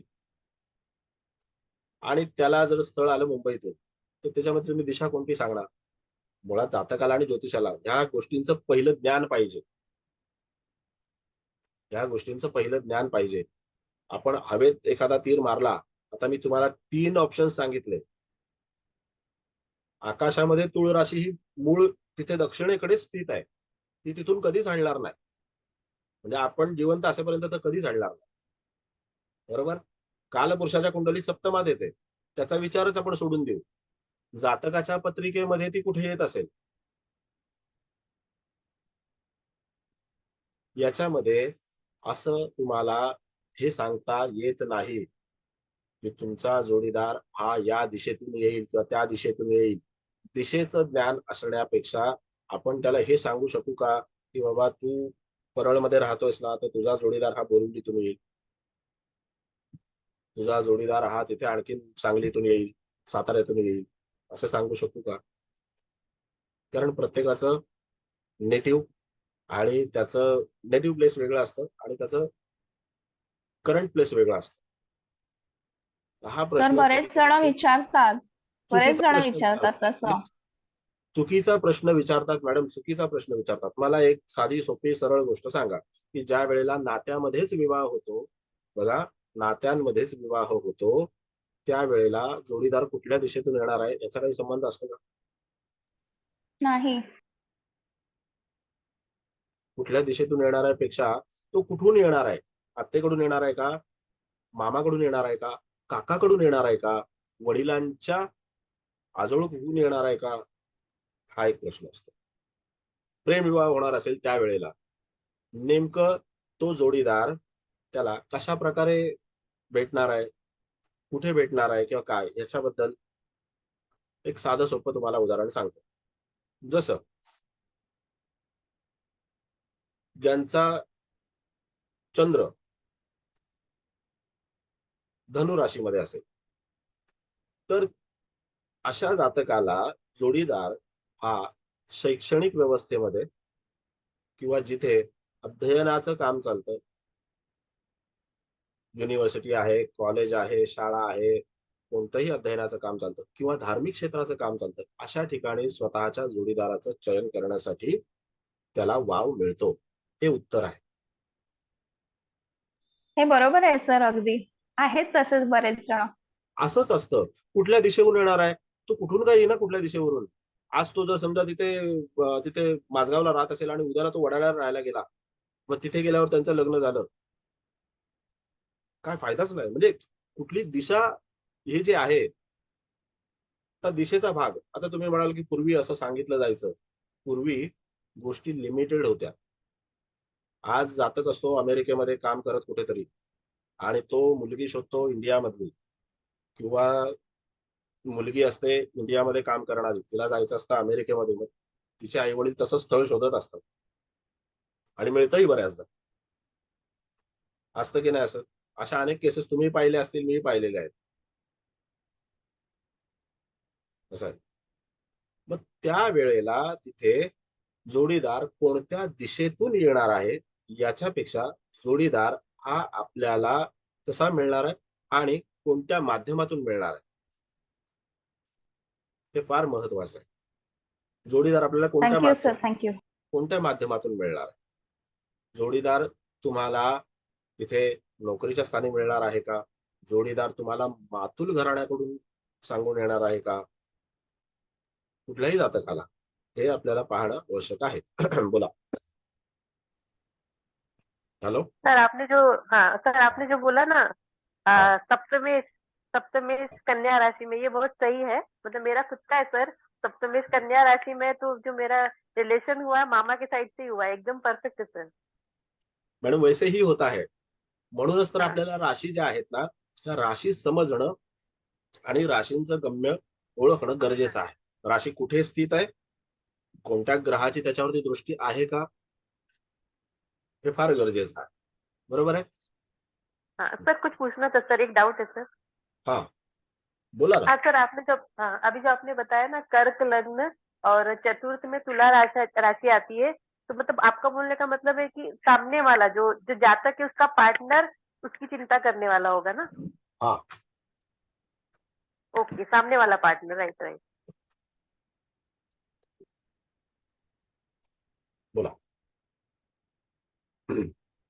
हेलो। हाँ हाँ बोला ना। हाँ नहीं, वही कंफ्यूजन था, तो मैं कंफ्यूज हो गई कि जातक वैसा हो कि जातक का पार्टनर। तो आपका बोलने का मतलब है उसका जो पार्टनर होगा वो उसकी चिंता करने वाला होगा ना?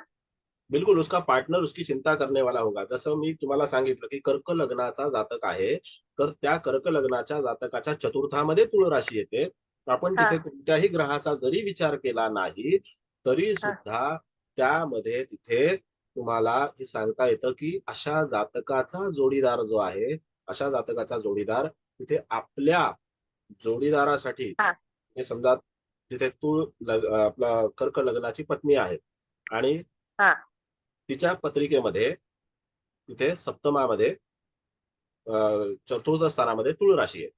मग ती नेहमी असा विचार करणार की माझा जो पती आहे, तर हा किंवा तो असा विचार करेल किंवा ती अशी विचार करेल की माझा जो पती आहे त्याच्यासाठी, त्याच्या सुखासाठी मी काय करू, ओके कोणत्या प्रकारे त्याला प्रसन्नता येईल, कोणत्या माध्यमातून त्याला प्रसन्नता येईल, खानपानाच्या माध्यमातून येईल का, बुद्धिमत्तेच्या माध्यमातून येईल का. कारण तुळ राशी ही बुद्धिजीवी राशी सुद्धा आहे. ती वायू तत्वाची आहे हे आपल्याला विसरून चालणार नाही. ती बुद्धिजीवी आहे. पण ज्याच्या चतुर्थामध्ये तुळ राशी आहे त्याची अपेक्षा सुद्धा अशी असते की माझा जोडीदार हा बुद्धिमान असावा, हुशार असावा, त्याच्या विचारांची आणि माझ्या विचारांची पातळी ही समान असावी. माझ्या मनात हा आलेला विचार हा त्याने तिथे लगेच तिथे ओळखला पाहिजे किंवा माझी रिक्वायरमेंट काय आहे त्याने लगेच ओळखलं पाहिजे. त वरून ताकभात ओळखणारा असावा, बुद्धून असावा. हा त्याला रसिकता सुद्धा असावी, कारण तुळेकडे रसिकता आहे. तुळेकडे डार्कपणा नाहीये, म्हणजे उग्रपणा नाहीये. तुळेकडे उग्रपणा नाहीये, तुळेकडे सौम्यता आहे. आणि ती सौम्यता जी आहे, तर तशा प्रकारची रसिकता, तशा प्रकारचं कलेचं ज्ञान किंवा तशा प्रकारे कलेमध्ये असणारी आसक्ती जी आहे ती त्या जातकाला हवी असते. आता बरेचदा जातक बोलून दाखवतो किंवा नाही बोलून दाखवतो, पण त्याच्यामध्ये मनातल्या अपेक्षा ह्या अशाच असतात. ज्या बायोडेटामध्ये अपेक्षा लिहिल्या जातात त्या हा अपेक्षा म्हणजे जनरल असतात. त्या सगळ्यांनाच हा म्हणजे घर हवं, अमुक हवं, तमुक हवं, हे हवं, ते हवं. तसं नाही. जीवन रोजचं जगण्यासाठी, रोजचं जीवन प्रत्येक क्षण आणि क्षण सोबत जगण्यासाठी माणसाला बौद्धिक आणि मानसिक पातळीवरती आपला जोडीदार कसा हवा याची काही गणित त्याच्या मनात ठरलेली असतात. नाहीतर मग गणित बिघडून जातं.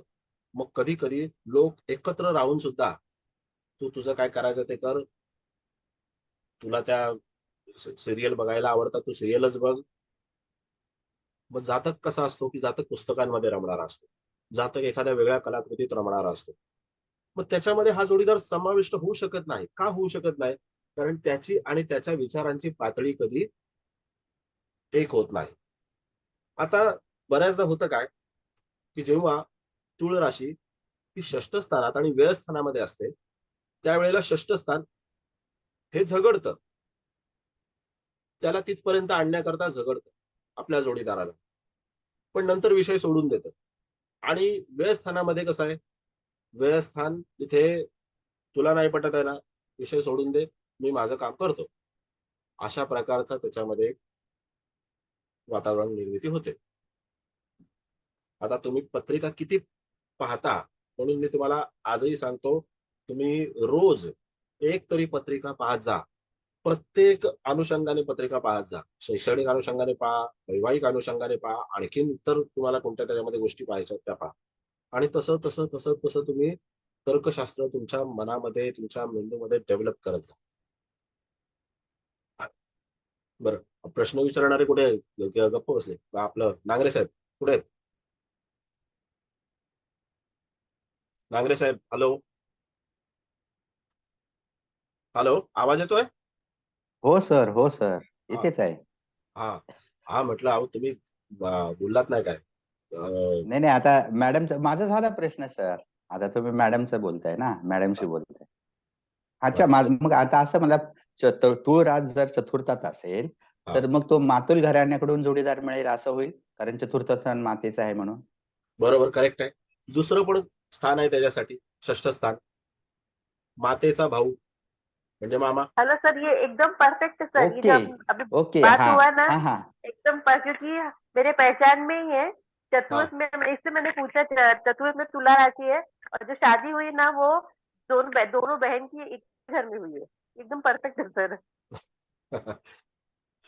म्हणजेच आपल्याला ह्या गोष्टी सांगता येतात. बघा, तो पूर्वेकडून येणार आहे का पश्चिमेकडून येणार आहे, कुठून काय येणार, जिथे ट्रॅफिक नसेल तिथून तो येईल, पण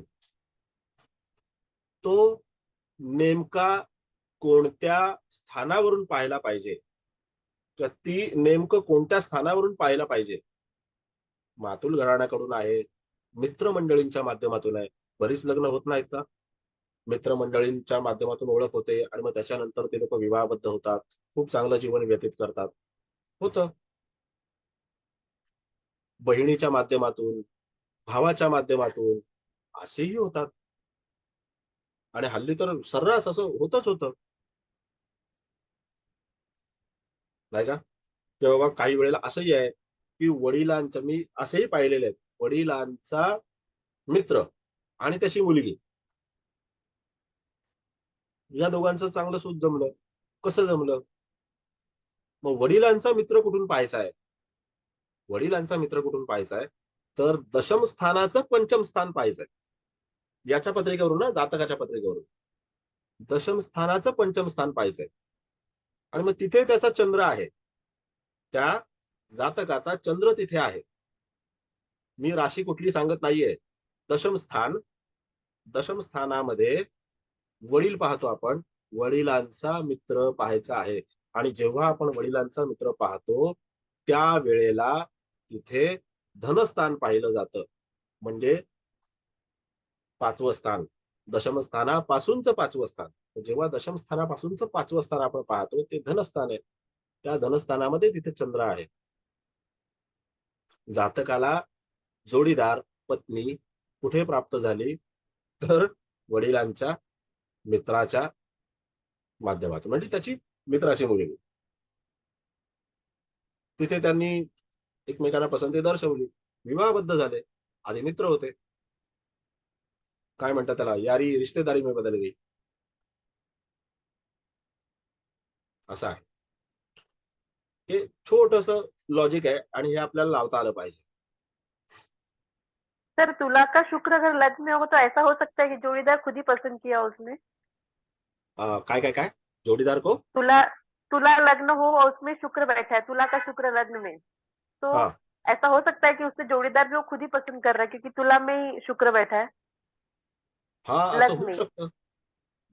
क्योंकि एक कुंडली आई है सर, मतलब वो लड़की को है कि कोई पसंद है और वो उसके पीछे पड़ी कि नहीं मुझे शादी करनी, जस्ट अभी कुंडली आई है, तो उसका तुला का शुक्र है सर, वो तो खुद सेलेक्ट किया लड़का.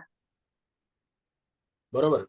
बघा कसं आहे की स्वतःहून पुढाकार घेणाऱ्या पण राशी आहेत. आता तुम्हाला एक साधं सांगतो की ज्यांच्या सप्तमामध्ये मंगळाची राशी येते, बघा, ज्यांच्या सप्तमात मंगळाची राशी येते आणि ज्यांच्या लग्नात मंगळाची राशी येते, असे लोक जास्त रेंगाळत बसत नाहीत. ते काय झटक्यात होकार देऊन टाकतात. हा तो हा, ना तो ना. उद्या सांगतो, विचार करून सांगतो, परवा सांगतो, आईला सांगतो, बाबांना सांगतो, ही भानगड नसते त्यांच्याकडे. ज्यांच्या लग्नामध्ये मंगळाची राशी, मेष लग्न, वृश्चिक लग्न, आणि ज्यांच्या सप्तमात मंगळाची राशी, मेष आणि वृश्चिक, पाहिल्यात अशा पत्रिका. सर राशीची नाही बघितली पण लग्नेश मंगळ असलेली बघितलेली आहे. पण तेच ना, तेच आहो, तेच लग्नेश मंगळ म्हणजे वृश्चिक लग्न आलं किंवा मेष लग्न आलं. हाँ सर मैंने बोला ना अभी, तुला लग्न की कुंडली है तो सप्तमेश मंगल ही है, हा तो उन लोग को बे भी शादी करनी है. हा, बेधडक एकदम चटकन होकार देऊन टाकणार, त्याच्यामध्ये अब भी रेंगाळत. हाँ बोले अगले हफ्ते शादी करनी है एक्चुअली सर, ये बात चालू है.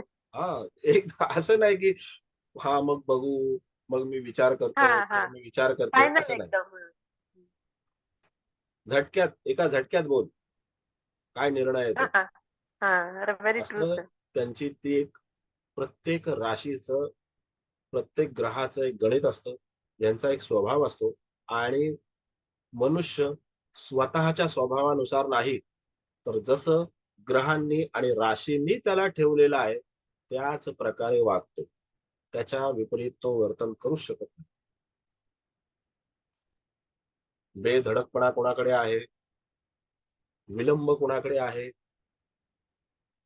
आई वडिलांवरती अवलंबून असणारं कोणाकडे आहे, किंवा आता काही वेळेला अशी लोक असतात, आपण मुलगी बघून येणार, आपण मुलगा बघून येणार आणि मग मित्रमंडळींचे सल्ले घेत राहणार.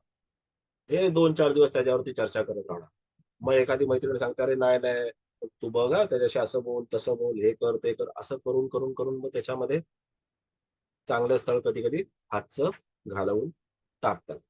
अशाही तऱ्हेचा भाग असतो. मग अशी लोक कोण असतात, आपला विषय इतरांच्याकडे घेऊन जाणे आणि त्याच्यावर मस्त खिचडी शिजवत राहणे, हा जो काही भाग आहे हा जास्तीत जास्त बुधाच्या लोकांकडे असतो. बुधाच्या लोकांकडे हा भाग प्रचंड असतो. ते लोक आपल्या गोष्टी इतरांच्या चर्चेमध्ये जातील कशा आणि त्याच्यामधून आपण चर्चेत राहू कसं, अशा तऱ्हेचं सगळं ते काही चित्र तयार होतं आणि त्याच्यामध्ये कधी कधी नुकसानही होतं.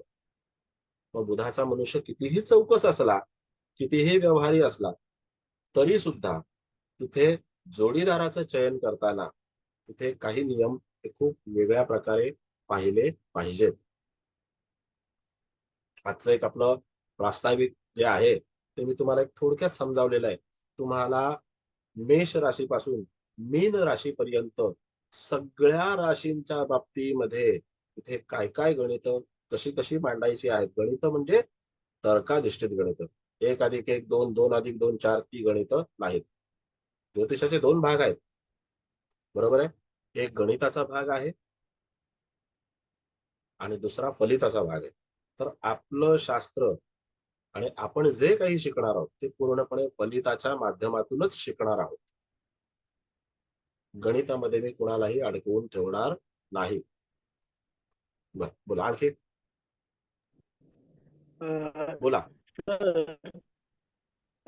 आपलं एक विवाह वधू सूचककडनं स्थळ येतं, त्यासाठी कोणतं स्थान पाहिजे?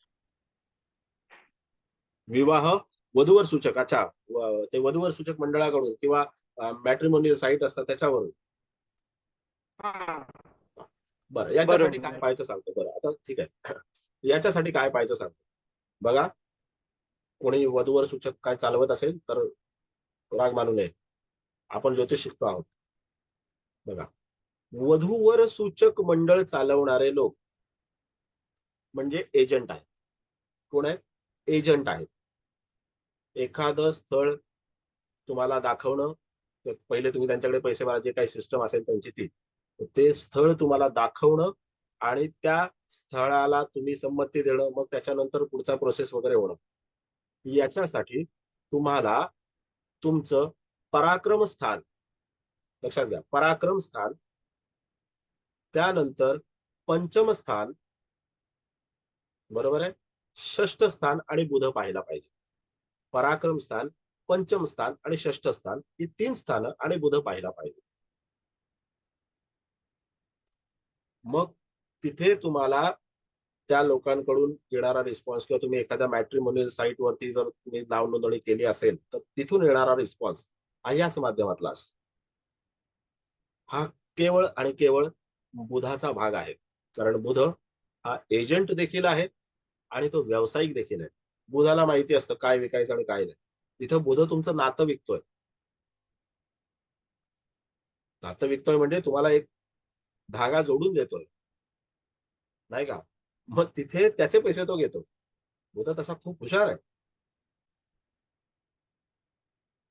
असं त्याच्यामधून तुम्हाला पाहिलं पाहिजे. बोला शेंडे साहेब. Okay sir. आणि एक शिक्षक किंवा आपले गुरु जे असतात त्यांच्याकडनं एक स्थळ सुचवलं जातं त्यावेळेला. शिक्षक कारण माझं स्वतःच लग्न माझ्या शिक्षकांनी ठरवून दिलं, त्यामुळं मी जरासं कन्फ्युज झालो. बरं, मग मला सांगा की तिथे तुमच्यावर धनु राशी किंवा मीन राशी किंवा गुरुग्रहाचा काय प्रभाव आहे? भाग्यात आहेत. गुरु राहू भाग्यात आहे. गुरु राहू भाग्यात आहेत. गुरु राहू भाग्यात आहे. लग्न कोणतं आहे? कर्क लग्न आहे. बरं, कर्क लग्न आहे, बरोबर आहे. आता यांचं आहे कर्क लग्न आणि यांचा गुरु राहू आहे भाग्यामध्ये. तर गुरुची दृष्टी लग्नावरती आहे आणि गुरुची दृष्टी पंचमावरती आहे, हो बरोबर. हा एक बरोबर. त्याच्यामध्ये भाग आहे. आणि शनी कुठे आहे तुमचा? शनी पंचमातच आहे, वृश्चिक राशीचा, म्हणजे ज्येष्ठा नक्षत्र. गुरुच्या योगामध्ये आहे शनी. हो सप्तमेश गुरुच्या योगात आहे. स्थळ कुठून आलं तुम्हाला? शिक्षकांकडून आलं, हो. बरोबर आहे. सिंपल. काय लॉजिक लावणं कठीण आहे? ओके. नाही तेच जरा मी कन्फ्युज होतो. पण आता ज्या वेळेला तुमचा विवाह झाला, बरोबर आहे, ज्या वेळेला तुमचा विवाह झाला त्यावेळेला तिथे विवाहबद्ध झाल्याच्या नंतर एक तर ते जे शिक्षक होते त्यांच्यामध्ये आणि तुमच्या नातेसंबंधामध्ये दुरावा तयार झाला का? ते राहिले म्हणजे माझं लग्न ठरवलं ते गेली. हा, माझं जोरात बोला ना लग्न जरा. ठरवलं. हा, माझं लग्न ठरवलं हम्म. आणि दुसऱ्या दिवशी ते एक्सपायर झाले. झाला दुरावा. झाला. पत्रिका अशीच वाचली पाहिजे, असंच लॉजिक लावलं पाहिजे. ठीक आहे, बरं बोला आणखीन काय याचा पण उलगडा करणार.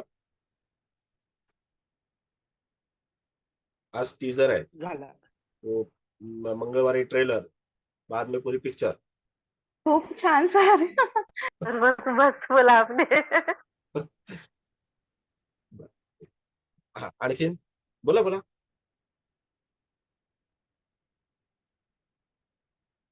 अरे विचारा, काय तुम्ही सगळे जुने लोक आहेत. हा, बोला. सर मला विचारायचं हा. होतं, हा. पंचममध्ये तूळ राशी असेल हम्म. तर जोडीदाराबद्दल काय सांगता येईल?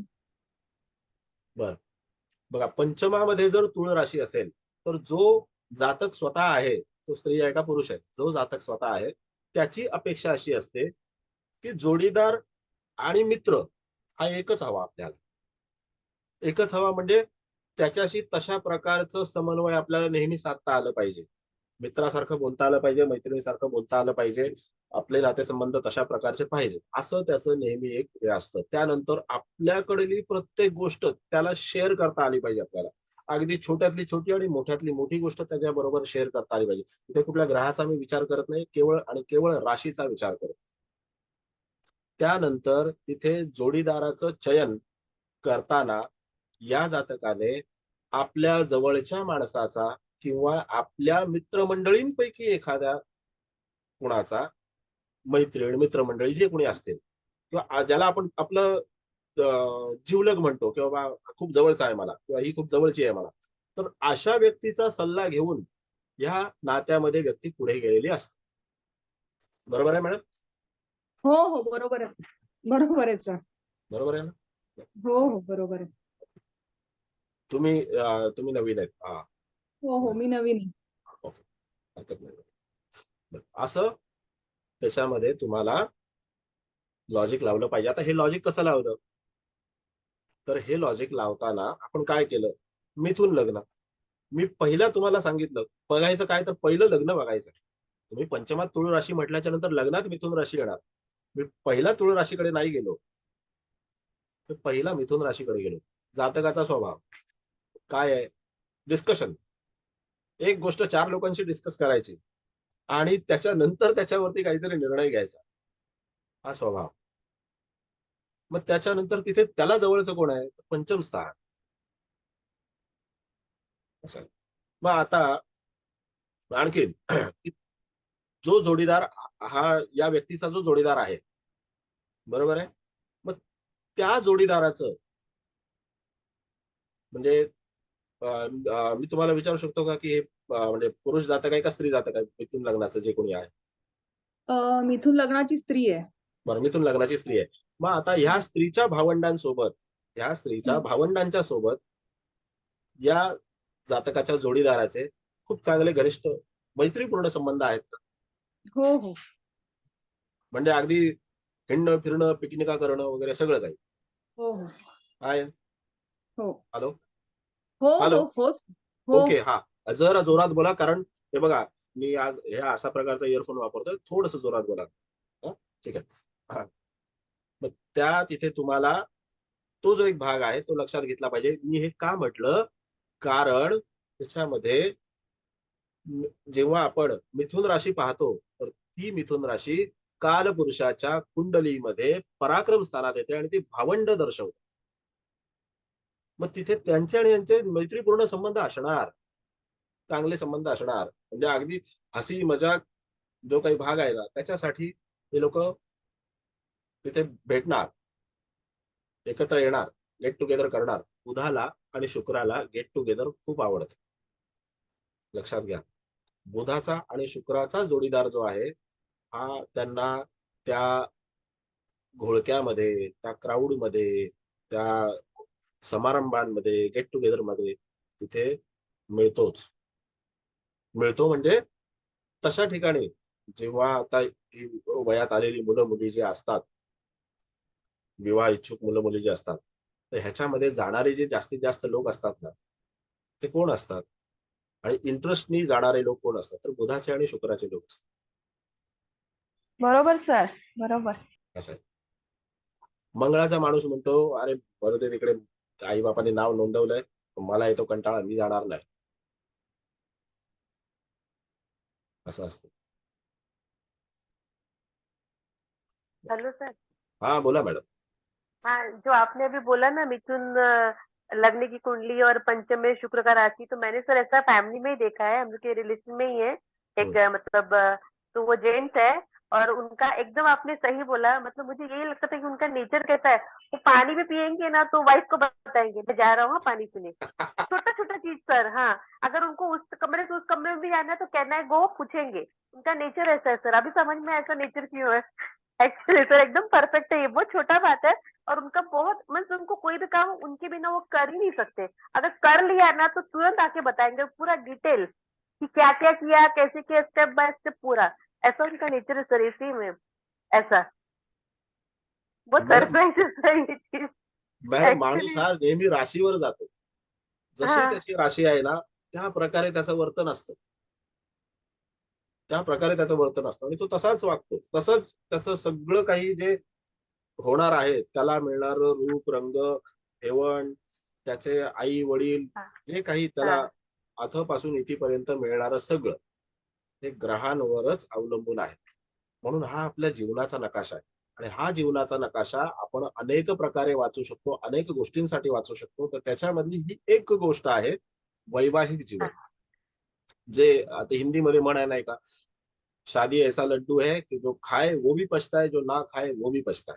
मग तो हाँ माणूस का हाँ पछतावतो हाँ आणि जो विवाहबद्ध होत नाही तर त्याला सुद्धा तो लड्डू खाण्याची इच्छा का असते, हाँ त्याचंही कारण काय आहे. आता ही म्हण ज्याने कोणी तयार केली बुद्धिमानच माणूस असणार आहे, त्याबद्दल प्रश्नच नाही. सप्तमामध्ये कालपुरुषाच्या कुंडलीत येणारी राशी तुळ आहे, बरोबर. हाँ आता ही तुळ राशी मोहात पडते सुद्धा आणि पाडते सुद्धा. हम्म, तुळ राशी मोहात पडते पण आणि पाळते पण. तुम्ही बघा तुळ राशीचा एखादा जातक, स्त्री असो का पुरुष असो कोणी असो, तो मोहात पडणार सुद्धा एखाद्याच्या आणि तो आपल्या मोहात इतरांना पाडणार सुद्धा. असं असतंच. आणि देखा है सर, हाँ वेरी ट्रू। म्हणूनच त्याच्यामध्ये तिथे ही सप्तमामध्ये येणारी राशी आहे. तर ह्या मोहामुळेच जो खातो तो पण पछतावतो आणि जो नाही खात तो पण पछतावतो. का तर त्याला खाण्याची इच्छा असते.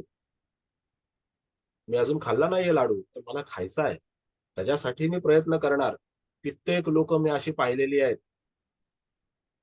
नाही ते नंतर किती प्रॉब्लेम असू दे असं बोलतात हा लोक, नंतर किती प्रॉब्लेम असू दे काही फरक पडत नाही, पण लग्न होईल ना मग वरून अशी सारवासारव करणार. फक्त माझ्या आई वडिलांसाठी ते करायचं आहे. आणि म्हटलं आई वडिलांसाठी करायचंय ठीक आहे, लग्न कर, हे तुझं आयुष्य आहे. पण माझं काम आहे की तुझा विवाह झाल्यानंतर तुझ्या जीवनामध्ये होणाऱ्या घडामोडींचा आढावा तुला सांगणे. मग त्याच्यावरती काय करता येईल? उपाययोजनांचा भाग आला लगेच मग त्यामध्ये तुला त्याच्यामध्ये काय करता येईल? आणखी बरंच काही करता येईल. पण पहिलं म्हणजे स्वभावावर तुला स्वतःच्या नियंत्रण केलं पाहिजे. कुठेतरी तुला कॉम्प्रोमाइज केलं पाहिजे. जशी पत्रिका असेल तसं आपण त्याला समजावतो. तसंच आहे. बोला मॅडम, गुप्ता मॅडम.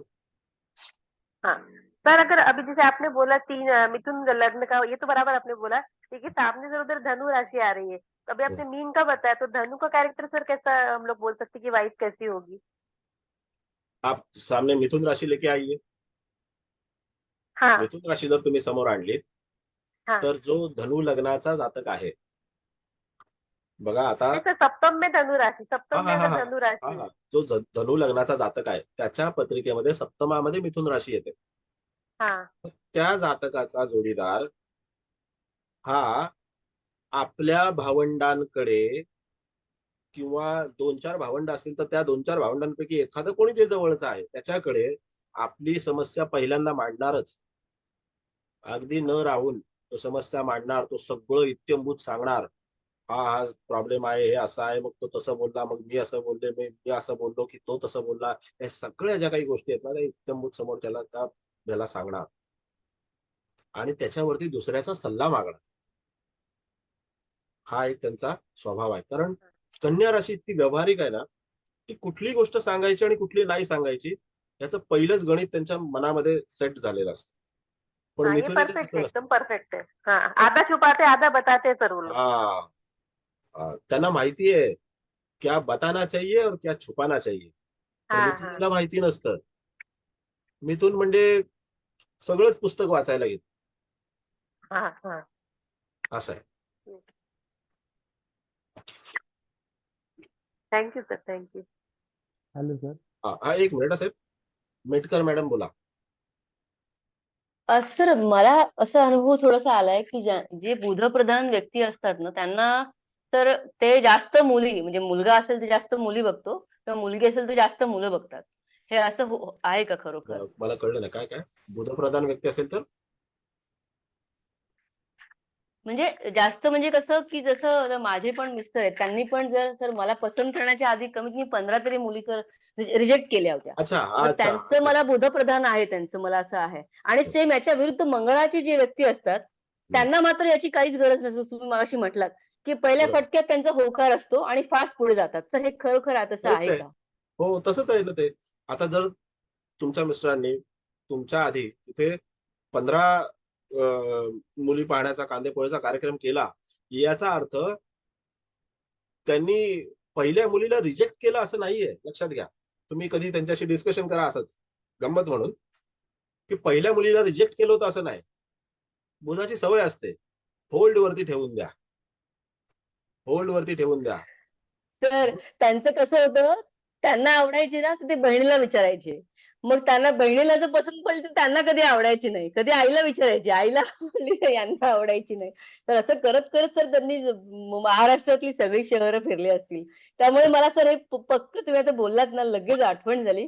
आणि याच्या विरुद्ध मी मंगळाची असल्यामुळे सर मी अक्षरशः एक मुलगा बघितला आणि तर लगेच ठरलं असं आहे. तसंच म्हणून असतं. मला ते असं आठवलं जस्ट एक. मंगळ बेधडक आहे. मंगळ लगेच हो म्हणून टाकतो. मंगळ बेधडक आहे.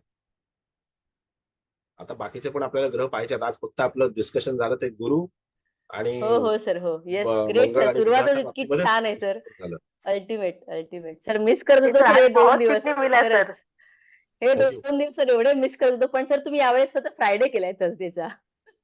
फ्रायडे काय? तुम्ही एरवी गुरुवार आणि मंगळवार आपण मागच्या वेळेस सगळे आपले लेक्चर झाले होते ना सर, यावेळेस तुम्ही फ्रायडे केलाय तो. हा आता शुक्रवार तुम्ही लोक केलाय. सगळे समोरच आहात तर बघा मला काहीच हा हा. प्रॉब्लेम नाही. मग मी तुम्हालाच विचारतो, तुम्हाला असं हे 2 वार कम्फर्टेबल आहेत की आपल्याला त्याच्यामध्ये कुठला दुसरा वार हवा असेल तर सांगा. शनिवार रविवार सोडून सांगा. हो नाही हो सर, सर. जे शनिवार आहे ते रविवार सर नको. कम्फर्टेबल आहे सर. चालेल सर, हे पण काही फ्रायडे सोडून हरकत केलं तर नाही. बघा ना. तेच थर्सडे आपला नेहमीचा होता ना पूर्वी. सर मी सर बोलू का? गुरुवार असेल तर चालेल ना. सर मी बोलू का? बोला. सर मंगळवार, बुधवार आणि गुरुवार 3च दिवसचा गॅप मिळतो. शुक्रवार आला ना की मध्ये बरोबर 4-4 दिवसचा गॅप होतो सर मध्ये तो. म्हणजे अभ्यास करायला मिळतो या हिशोबाने. अभ्यास करायला 1 दिवस तिथे मध्ये कमी पडतो सर. इथे हा बरोबर 50-50 होतं. मी मंगळवार शुक्रवार का चयन केलं ते सांगतो. कारण ह्या वैवाहिक जीवन ह्या विषयामध्ये मंगळ आणि शुक्राची खूप मोठी भूमिका आहे. तसं सूर्याची आणि चंद्राची पण खूप मोठी भूमिका आहे. पण मी म्हटलं चला एक आपण सगळेच वार नेहमी ट्राय करत असतो. म्हटलं हा एक आपण हे नाही घेऊया. सर, काही हरकत नाही सर. ग्रेट ग्रेट आपण सर, याच्यावर ग्रेट. थांबू. हरकत नाही. Sir great sir. तुम्हाला जे योग्य वाटेल ते करा, तोच वार बरं. ठेवा. चालेल. बरं आता मला एक सांगा की तुम्हाला क्लास असा व्यवस्थित काही ताण तणाव आणि असं नाही ना, मनोरंजनात्मक व्यवस्थित वाटतोय ना क्लास? स्ट्रेस घेऊ नका. नहीं सर, लाजवाब लाजवाब, पहला ही शिक्षण है सर. थँक्यू. हेलो. हाँ बोला ना मैडम. हाँ मैंने एकदम सर पहला ही व्यवस्थित है सीखा सर. है. आज बहुत सीखने मिला सर. आज बहुत कुछ नया सीखा. धन्यवाद धन्यवाद. बरं आणखीन तुम्हाला सगळ्यांना एक रिक्वेस्ट आहे की मी ग्रुप आज रात्री ओपन करतो. जो फक्त ऍडमिन त्याच्यामध्ये मेसेज टाकू शकतो ती व्यवस्था मी न ठेवता मी ग्रुप ओपन करतो. प्रत्येकाने बघा लक्ष देऊन ऐका प्लीज. प्रत्येकाने त्याच्यामध्ये केवळ आणि केवळ आपला ईमेल आयडी लिहावा. नाव, नंबर, मी कुठे राहतो, काय करतो, काही लिहायचं नाही. मुंबईत राहतो, पुण्यात राहतो, काही नाही. फक्त आणि फक्त आपला ईमेल ऍड्रेस त्याच्यामध्ये व्यवस्थित टाईप करावा आणि तो तिथे सेंड करावा. बस एवढंच काम करा. कुठल्याही तऱ्हेने कुणीही नाव लिहिण्याची आवश्यकता नाही, नंबर लिहिण्याची आवश्यकता नाही, बाकी कुठलीही काही माहिती लिहिण्याची आवश्यकता नाही. फक्त आणि फक्त तुमचा ईमेल ऍड्रेस. तुमच्या सगळ्यांची नावं आणि नंबर माझ्याकडे सेव्ह आहेत. त्याच्यामुळे तुम्ही त्याच्या व्यतिरिक्त दुसरं काहीही लिहिण्याची आवश्यकता नाही. मी ग्रुपवरती का मागवतोय?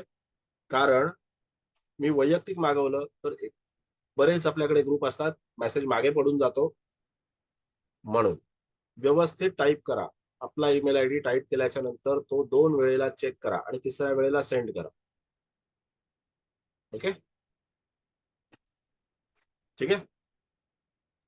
Okay sir. Hello sir.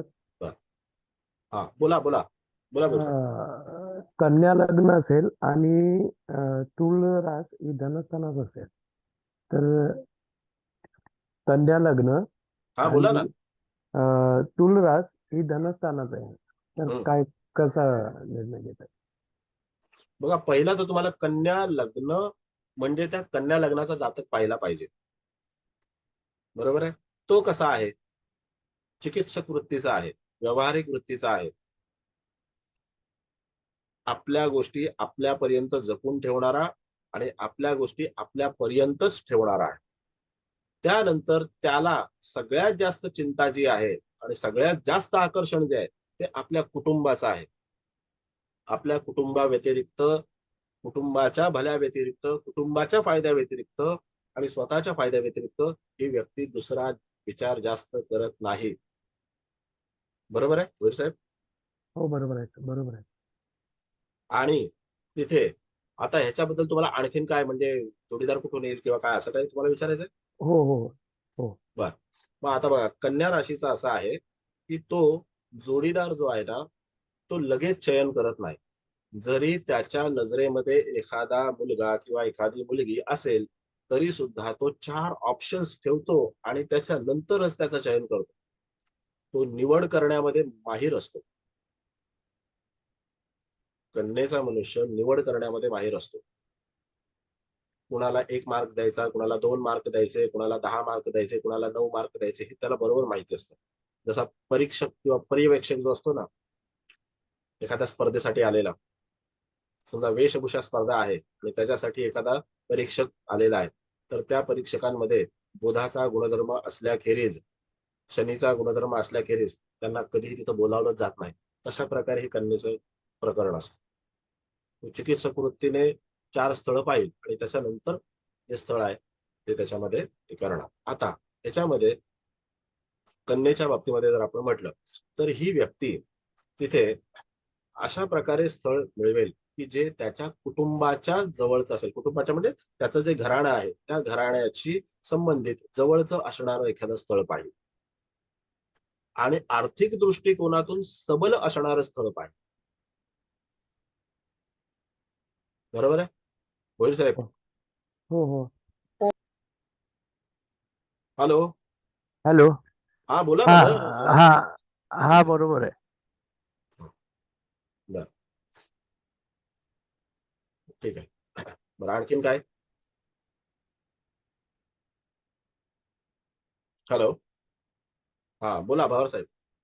हा साहेब, हा आपलं समजा कुंभ लग्न आहे. कुंभ लग्न आहे. कुंभ लग्न आहे आणि मग त्याचा जो हे आहे तो भाग्यामध्ये येतोय त्याचा, म्हणजे शुक्र आपली रास आहे तुळेची रास. तर त्याच्यामध्ये मग त्याला जे मिळणार आहे ते आपल्या भाग्यामधून त्याला हे होईल का त्याचं? भाग्यामधून त्याला म्हणजे तिकडून काही मिळेल का असं काही? कुंभ लग्न असेल तर. बरं कुंभ लग्न असेल आणि तुळ राशी जर भाग्यामध्ये आली तर तिथे कुंभ लग्नाचा जातक हा स्वतः जास्तीत जास्त प्रॅक्टिकल असतो, कारण तो शनीच्या अखत्यारीत येणारा जातक आहे. तर तो तिथे स्वतः जास्तीत जास्त प्रॅक्टिकल असतो.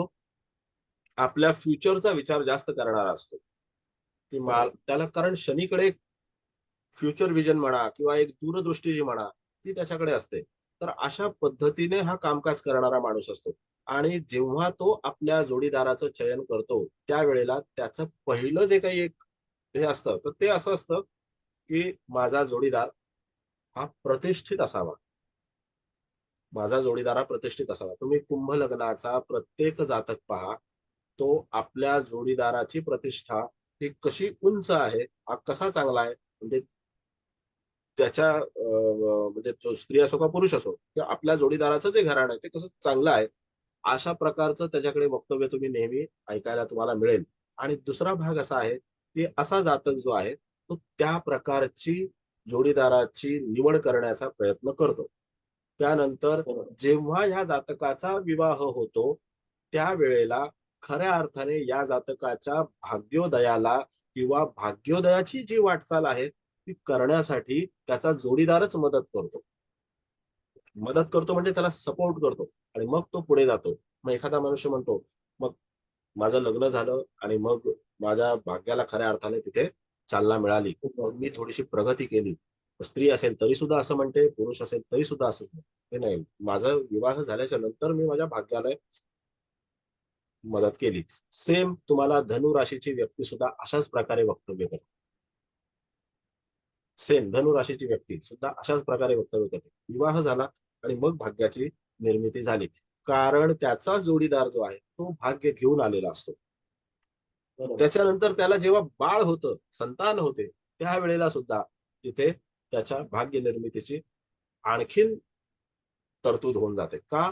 कारण धनु राशी ही मुलांची राशी आहे, संततीची राशी आहे. लक्षात घ्या. बरं बोला. आणि सर आपण हा सर अजून एक आहे, आपण जेव्हा आपण म्हणजे पुरुषाची कुंडली जेव्हा बघतो त्यावेळेला आपण त्याच्यामध्ये शुक्र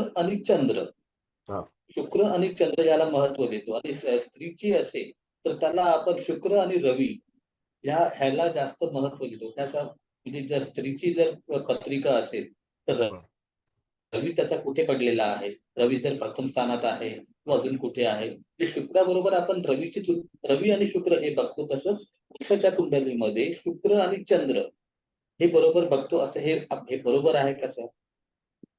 जेव्हा आपल्याला स्त्रीची कुंडली पाहायची असते त्यावेळेला आपण तिथे चंद्र पाहतो, कारण चंद्र पत्नीचा कारक आहे. चंद्र पत्नीचा कारक आहे म्हणून पाहतो. शुक्र हा कालपुरुषाच्या कुंडलीला अनुसरून सप्तम स्थानाचा कारक आहे म्हणून पाहतो. तुळ राशी ही वैवाहिक सौख्याची राशी आहे म्हणून पाहतो. त्यानंतर तिथे शुक्र हा वैवाहिक सौख्याचा मूळ कारक ग्रह आहे म्हणून आपण तो तिथे पाहतो. बरोबर आहे. आणि त्याच्यानंतर तिथे आपण सूर्य हा स्त्रीच्या पत्रिकेमध्ये का पाहतो, कारण तो पती आहे. जसं सूर्य म्हणजे पिता, तसं सूर्य म्हणजे पती सुद्धा. मग काही वेळेला लोक गुरुकडे सुद्धा जातात, मंगळाकडे सुद्धा जातात. चुकीचा भाग आहे. गुरु मंगळ हे दोनही ग्रह त्याच्यामध्ये वेगळ्या प्रकारे वैवाहिक जीवनामध्ये आपला रोल जो आहे तो प्ले करत असतात. पण मुख्य भूमिका जी आहे ती सूर्याची आहे स्त्रीच्या पत्रिकेमध्ये, पुरुषाच्या नाही. Thank you thanks. बोला. आणि बोला, 10 मिनिटं राहिलेले आहेत. बोला, आणखी काय कोणाला विचारायचं आहे, बोलायचं आहे? Hello hello. हा सर, ऐकायला येतंय. हा बोला ना. सर, एखादी म्हणजे आता मग पत्रिका पर्सनल होईल, पण तुम्ही म्हणाले ना मंगळाची व्यक्ती बेफिकीर असते. हा. पण मी एक मुलगी बघतोय जी मला रोज विचारते, ती मंगळाची आहे पण चंद्र पण आहे लग्नात, तर ती फार इच्छुक आहे लग्नाला. म्हणजे फारच इच्छुक आहे. तिचं वय 30 आहे, तिला फार टेन्शन आहे. तर ती रोज मॅट्रिमोनी मधून 4-5 स्थळं काढते शोधून आणि रोज मला पाठवते मॅच होते की नाही पाहायला. मग आता मेष लग्न असून सुद्धा मग ती अशी एवढी इच्छुक काय? चंद्र आहे लग्नात म्हणून? ती वृषभ लग्नाची असणार साहेब. नाही सर, म्हणजे तसं तर वाटत नाही. बरोबर, ठीक आहे. आपण तुमच्या मेष लग्नाच्या पत्रिकेवरतीच आपण थोडस बोलूया. मेष लग्न आहे, बरोबर आहे, आणि ती इच्छुक आहे विवाहासाठी. फार इच्छुक आहे.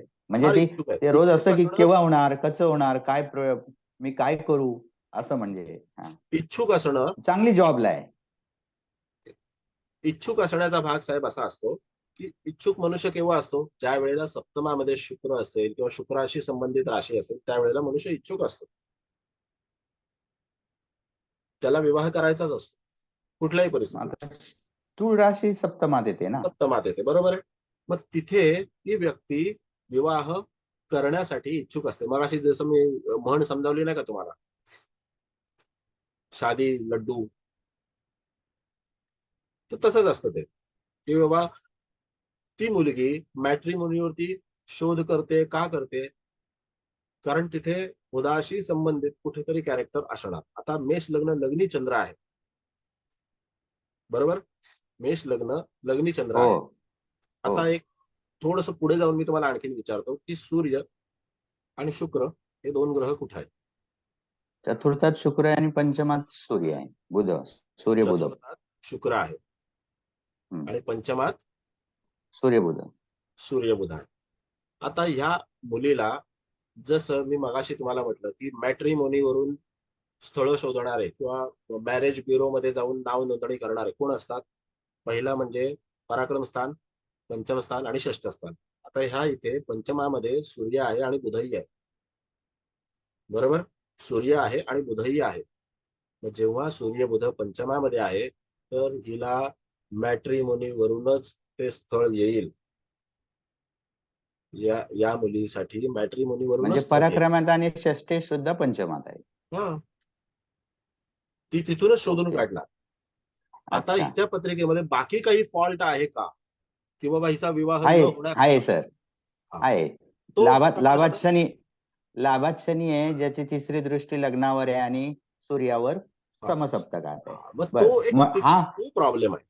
बाकी मग तो त्याच्यामध्ये सांगितलं. प्रॉब्लेम आहे का? पण इच्छुक, आता मी तो प्रॉब्लेम कडे आपण नंतर जाऊया. इच्छुक तर असणारच. हा. कारण कसं आहे की लग्नी चंद्र आहे. चंद्र हा नेहमी हसतमुख असणारा आणि आपल्या इच्छांना आवर न घालू शकणारा प्लॅनेट आहे. बाकी सगळे लोक ऍक्टिंग करतील. मंगळाने ठरवलं ना की नाही याच्या तोंडाकडे बघायचं नाही, बघणारच नाही, तो इकडे तिकडे मान फिरवेल. चंद्र तसं नाही करू शकत. चंद्र काय करतो माहितीये का? तो म्हणतो मरू दे ना यार, एक स्माइल द्यायला आपल्या बापाचं काय जातं. तो हसतो त्याच्याकडे बघून. लग्नी चंद्र असणारी लोक सतत हसतमुख, ते दुखावण्याचं काम जास्तीत जास्त करत नाही. त्यांनाही राग येतो, त्यांनाही दुःख होतं, त्यांचाही मान अपमान सगळ्या गोष्टी, स्वाभिमान दुखावल्या जातात, अभिमान दुखावला जातो, सगळं होतं. पण मनात धरून ठेवत नाहीत गोष्टी, कारण लग्नी चंद्र असतो. आभार. मग अशा वेळेला ही व्यक्ती इच्छुक का आहे? कारण सगळ्या गोष्टी गिळून परत आपली इच्छा व्यक्त करण्यासाठी तिच्या लग्नी चंद्र आहे, म्हणून ती सतत प्रयत्न करत राहणार आणि या मुलीला यश हे याच माध्यमातून मिळेल. आता आणखीन या मुलीने काय करावं सांगतो तुम्हाला. या मुलीने काय करावं तर या मुलीने तिथे वडिलांच्या माध्यमातून, वडील आहेत सर वडील आहेत आणि त्यांनी ते पण पूर्वी ज्योतिष शिकले होते. आता पण प्रॅक्टिस सोडली, म्हणून त्यांची माझी चांगली मैत्री आहे. म्हणून ते बोलले म्हणजे अनिल काकांना विचारत जा, तू काही असेल तर. ती मला सगळं माझ्याकडे पाठवते, प्रत्येक मुलाचे बायोडाटा माझ्याकडे पाठवत असते, बरं. असं वडिलांच्याच माध्यमातून. हा. असं आणि आहे. मोठ्या मुलीचं लग्न सुद्धा म्हणजे तिच्या मोठ्या बहिणीचं लग्न सुद्धा म्हणजे ते गुणमिलन त्यावेळी मी करून दिले होते, तर त्यांना आवडलं, म्हणजे ते व्यवस्थित झालं. तर ते वडिलांचा माझ्यावर चांगला विश्वास आहे, म्हणून ते म्हणतात त्यांनाच विचारत जा, तुला त्यांनी होकार दिल्याशिवाय पुढे जाऊ नकोस, इतका त्यांचा विश्वास आहे. आणि त्या सगळ्या पत्रिका भयानक दूषित येतात, म्हणजे असतात. मंगळ दूषित असते किंवा काय असते. मग मी सांगतो की असं असं होणार नाही, तर ती तरी नाराज नाही होत. ती म्हणते ठीक आहे, मी प्रयत्न करतो. तर तिने रत्न घातलेत, चंद्राचं मोती घातलंय, सूर्याचं माणिक पण घातलंय. पण ती फार फार इच्छुक आहे. म्हणजे रोज ती कामच जॉब मध्ये काम करते की मेट्रोमनीवर जास्त लक्ष देते. आता तिने आणखीन काय प्रयत्न करावेत ते तुम्हाला सांगतो. तिने प्रयत्न असेही करावेत, वडिलांच्या माध्यमातून वडिलांचे जे म्हणजे आपल्या पित्याच्या घराण्यामधले जे काही लोक आहेत तर त्यांच्या माध्यमातून, किंवा जर मोठी भावंड असतील तर मोठ्या भावंडांच्या माध्यमातून तिथे स्थळ शोधण्याचा प्रयत्न करावा, त्यांची मदत घ्यावी, त्यांचा सल्ला, त्यांची मदत घ्यावी. नक्की हिला यश मिळेल. म्हणजे 2 बहिणीच आहेत, भाऊ नाही, भावंड नाही. हा, 2 बहिणी आहेत. त्याचंही कारण काय आहे? भाऊ नाहीये. एक तर मेष लग्न आहे, वृश्चिक लग्न, मेष लग्न. या लोकांना भावंडांच्या बाबतीमध्ये हे दुःख येतं. पण आता हा आपला विषय नाहीये, पण तरी सुद्धा एक मुद्दा आला म्हणून तुम्हाला सांगतो. आणि सर मेषच लग्न आहे, कारण ड्रायव्हिंग फास्ट करते, 4 व्हीलर. ओके. लॉंग ड्राईव्हला जाते, त्याच्यामुळे डॅशिंग आहे. म्हणजे मुलगी मेष लग्नाचीच आहे. बरोबर, करेक्ट. सर यांच्याच पत्रिकेवरती एक प्रश्न विचारू का? हा, विचार. जर सूर्य शनी समसप्तकात आहेत, तर उद्या हिच्या पतीकडनं हिचा रिस्पेक्ट पण होणार नाही, असं पण होईल का? बघा, असा आहे नियम की सूर्य शनी हे जर त्याच्यामध्ये एकत्र असतील तर एखाद वेळेला चालेल. बरोबर आहे. सूर्य शनी एकत्र असतील तर एखाद वेळेला चालेल, पण सूर्य शनी जर तिथे समसप्तकात असतील तर जातकाला सहन होत नाही अशा प्रकारचे अपमान पदरी पडतात. हे सूर्य शनी एकत्र आहेत अशी पण पत्रिका बघितली मी सर, आणि ते तिकडे सुद्धा चालेल असंच एखाद होतं की वेळेला, ते चालेल एखाद वेळेला, म्हणजे तितकं होणार नाही. म्हणजे जरी 2 फटके मारले तरी पण नंतर प्रेमाने डोक्यावर हात फिरवला जाईल, एवढी गॅरंटी असते सूर्य शनी एकत्र असल्याच्या नंतर. पण समसप्तकात असेल, शनीच्या समोर कोणीच नसावं. शनी ग्रहाच्या समोर आपल्या पत्रिकेमध्ये एकही ग्रह नसावा, चंद्रही नसावा, सूर्य नसावाच, शुक्रही नसावा. सोबत चालेल, सोबत असल्याच्या नंतर तो त्याला सांभाळून पण घेण्याचं काम करेल. पण समसप्तकात असेल, समोरासमोर असेल, तर शनी कुणाला तिथे ऐकत नाही. म्हणून तुम्ही शनी प्रधान असणाऱ्या पत्रिका पहा. तो त्याचं एकच हे असतं, माझ्या समोर नको. शनी असा ग्रह आहे की तो ज्या वेळेला तिथे एखाद्या बसमध्ये सीटवर पण बसतो ना, तर त्यावेळेला त्याच्या मनात अशी इच्छा असते की माझ्या बाजूला कोणीच येऊन बसू नये, एकटाच प्रवास करेल. बाजूला कोण आलं ना की लगेच हा नाराज होऊन जातो, करू काही शकत नाही पण नाराज होऊन जातो. असं म्हणून शनीच्या समोर कोण नसावं, त्याच्या सोबत एखादा ग्रह असेल त्याला एखाद वेळेला तो सांभाळून घेईल. ठीक आहे, असं आहे. बोला मॅडम, जावळे मॅडम. हो सर, मी अशी पण पत्रिका बघितली आहे आणि तिथे सुद्धा तुम्ही सांगितल्याप्रमाणे अपमान होतो, पण परत तो झाकवायचा प्रयत्न केला जातो. गोड बोलून ते मिटवायचा प्रयत्न केला जातो. पण हे समोरासमोर आहे म्हणून मी प्रश्न विचारला, कारण ते मी एकत्र पाहिले होते, तर त्या पत्रिकेमध्ये मला ते जाणवलं होतं. मग मला वाटलं म्हणून मी विचारलं की इथे पण असं होऊ शकतं, तर तुम्ही त्याच्यापेक्षा थोडं जास्तच सांगितले. होतं थँक्यू होतं सर. मॅडम असं. ठीक आहे, बरं. आणि पुढच्या वेळेला म्हणजे आपला मंगळवारी आपला क्लास 7 वाजता होईल. तुम्हाला सर्वांना भगवद्गीता जयंतीच्या खूप खूप शुभेच्छा. प्रत्येकाने सर आपल्या तुम्हाला पण जीवनात खूप खूप शुभेच्छा गीता भगवद्गीतेचं जयंतीच्या. वाचन करा, आचरण करा, चिंतन मनन करा. केवळ आपण धर्मग्रंथ म्हणून वाचतोय, पूजा अर्चा म्हणून वाचतोय, अशा अनुषंगाने न वाचता तो समजून घेण्यासाठी वाचन करा. बाकी त्याच्या पलीकडचं साहित्य दुसरं आपल्याला कधीच काही वाचायला लागणार नाही, जर आपण हे व्यवस्थित अध्ययन केलं तर. म्हणजे कसं वाटतं मला. हो अंतिम सर, खूप छान आहे. सत्य आहे ते. म्हणजे मी वाचते पण आणि म्हणजे ते समजून घ्यायचा प्रयत्न पण करते. खूप सुंदर आहे. म्हणजे एकदा जर तुम्ही वाचायला लागले ना, तर तुमचं मन एवढं प्रसन्न होतं आणि ते परत परत वाचावं अशी इच्छा सुद्धा निर्माण होते. असा हा एकच ग्रंथ असेल की तो तुम्हाला परत परत वाचावा वाटतो. बरोबर बरोबर. ठीक आहे, धन्यवाद. पुढच्या वेळेला आपण सगळ्यांनी मंगळवारी 7 वाजता याच वेळेला हजर व्हा. मी तुम्हाला लिंक पाठवणार. ज्या वेळेला एखादी पत्रिका असेल त्यावेळेला पत्रिका इतक्यात काही पत्रिका पाठवणार नाही. पहिला तुम्हाला विषयाचा बेस जो आहे तो शिकवणार. आता जे काही तुम्हाला शिकवलंय थोडंसं त्याच्या पलीकडे जाऊन आणखीन अनेक गोष्टी आहेत त्या शिकवणार. त्याच्यानंतर पत्रिकांची प्रॅक्टिस सुद्धा तुमच्याकडून करून घेणार. वेगवेगळ्या प्रकारच्या बऱ्याच लोकांना मंगळ, शनी हे जे ग्रह आहेत यांच्याबद्दलची क्युरिओसिटी असते.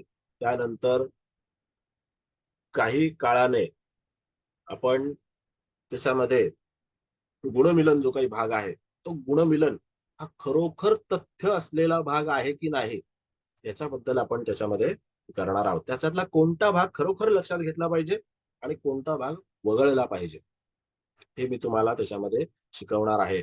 तशा प्रकारे तुम्ही जर वैवाहिक जीवनातल्या पत्रिका जुळवण्याचा आणि त्याच्या माध्यमातून सल्ला देण्याचा प्रयत्न केलात तर खरोखर जातकाचं भलं होईल. बघा, एक सांगतो तुम्हाला, आपल्याला असं वाटत असतं नेहमी की आपल्या जातकाला आपण प्रसन्न करावं, पण ते आपल्या हातात नसतं. त्याचं नशीब तो घेऊन आलेला आहे. आपण केवळ सल्लागार आहोत आणि आपण सल्ला देण्याचंच काम करावं. त्याला प्रसन्न करणं आपलं काम नाही, ते परमेश्वराचं काम आहे. तो जे घेऊन आलेला आहे ते त्याला परमेश्वर देणार आहे. आपलं काम आहे की बाबा तुझ्या नशिबात हे आहे. की जातक माझा खूप चांगला मित्र आहे, जातक माझा खूप चांगला नातेवाईक आहे किंवा खूप जवळचा आहे, जरा प्रतिष्ठित मनुष्य आहे. तो कुणी का असेल, कितीही प्रतिष्ठित आणि कितीही मातब्बर माणूस तुमच्याकडे पत्रिका पाहायला येते, तुम्ही तुमच्या नियमांवर आणि तुमच्या निर्णयावर अटल राहा, तर चांगली पत्रिका वाचू शकाल. जे आहे ते स्पष्ट सांगायला शिका. स्पष्ट सांगताना जातकाला उगाचच आपण दुखावणार नाही याची काळजी. कारण जसं नेहमी सांगतो, डॉक्टरला एक भाषा असते, इंजिनियरला एक भाषा असते, वकिलाची एक स्वतःची भाषा असते, ज्योतिषाला पण तशीच भाषा असते. अशी भंगार भाषा कधी वापरू नका. तुमचा हा ग्रह खड्ड्यात पडलाय, खड्ड्यात बिड्ड्यात कुठला ग्रह पडत नाही, माणूस पडतो. ग्रह कधी खड्ड्यात पडत नाही. आपके इस ग्रह की वाट लग गई है असंही बोलणारे ज्योतिष आहे, अगदी युट्यूबवर बोलतात त्या ह्या ग्रहाची वाट लागलेली आहे. अरे ग्रहाची कशी काय वाट लागेल बाबा? तो तिकडे किती कोसांवरती बसलेला आहे, किती प्रकाश वर्ष दूर बसलेला आहे आपल्यापासून, आपल्याला माहितीच नाही. आणि त्याची काय वाट लागणार? त्याची वाट नाही लागत.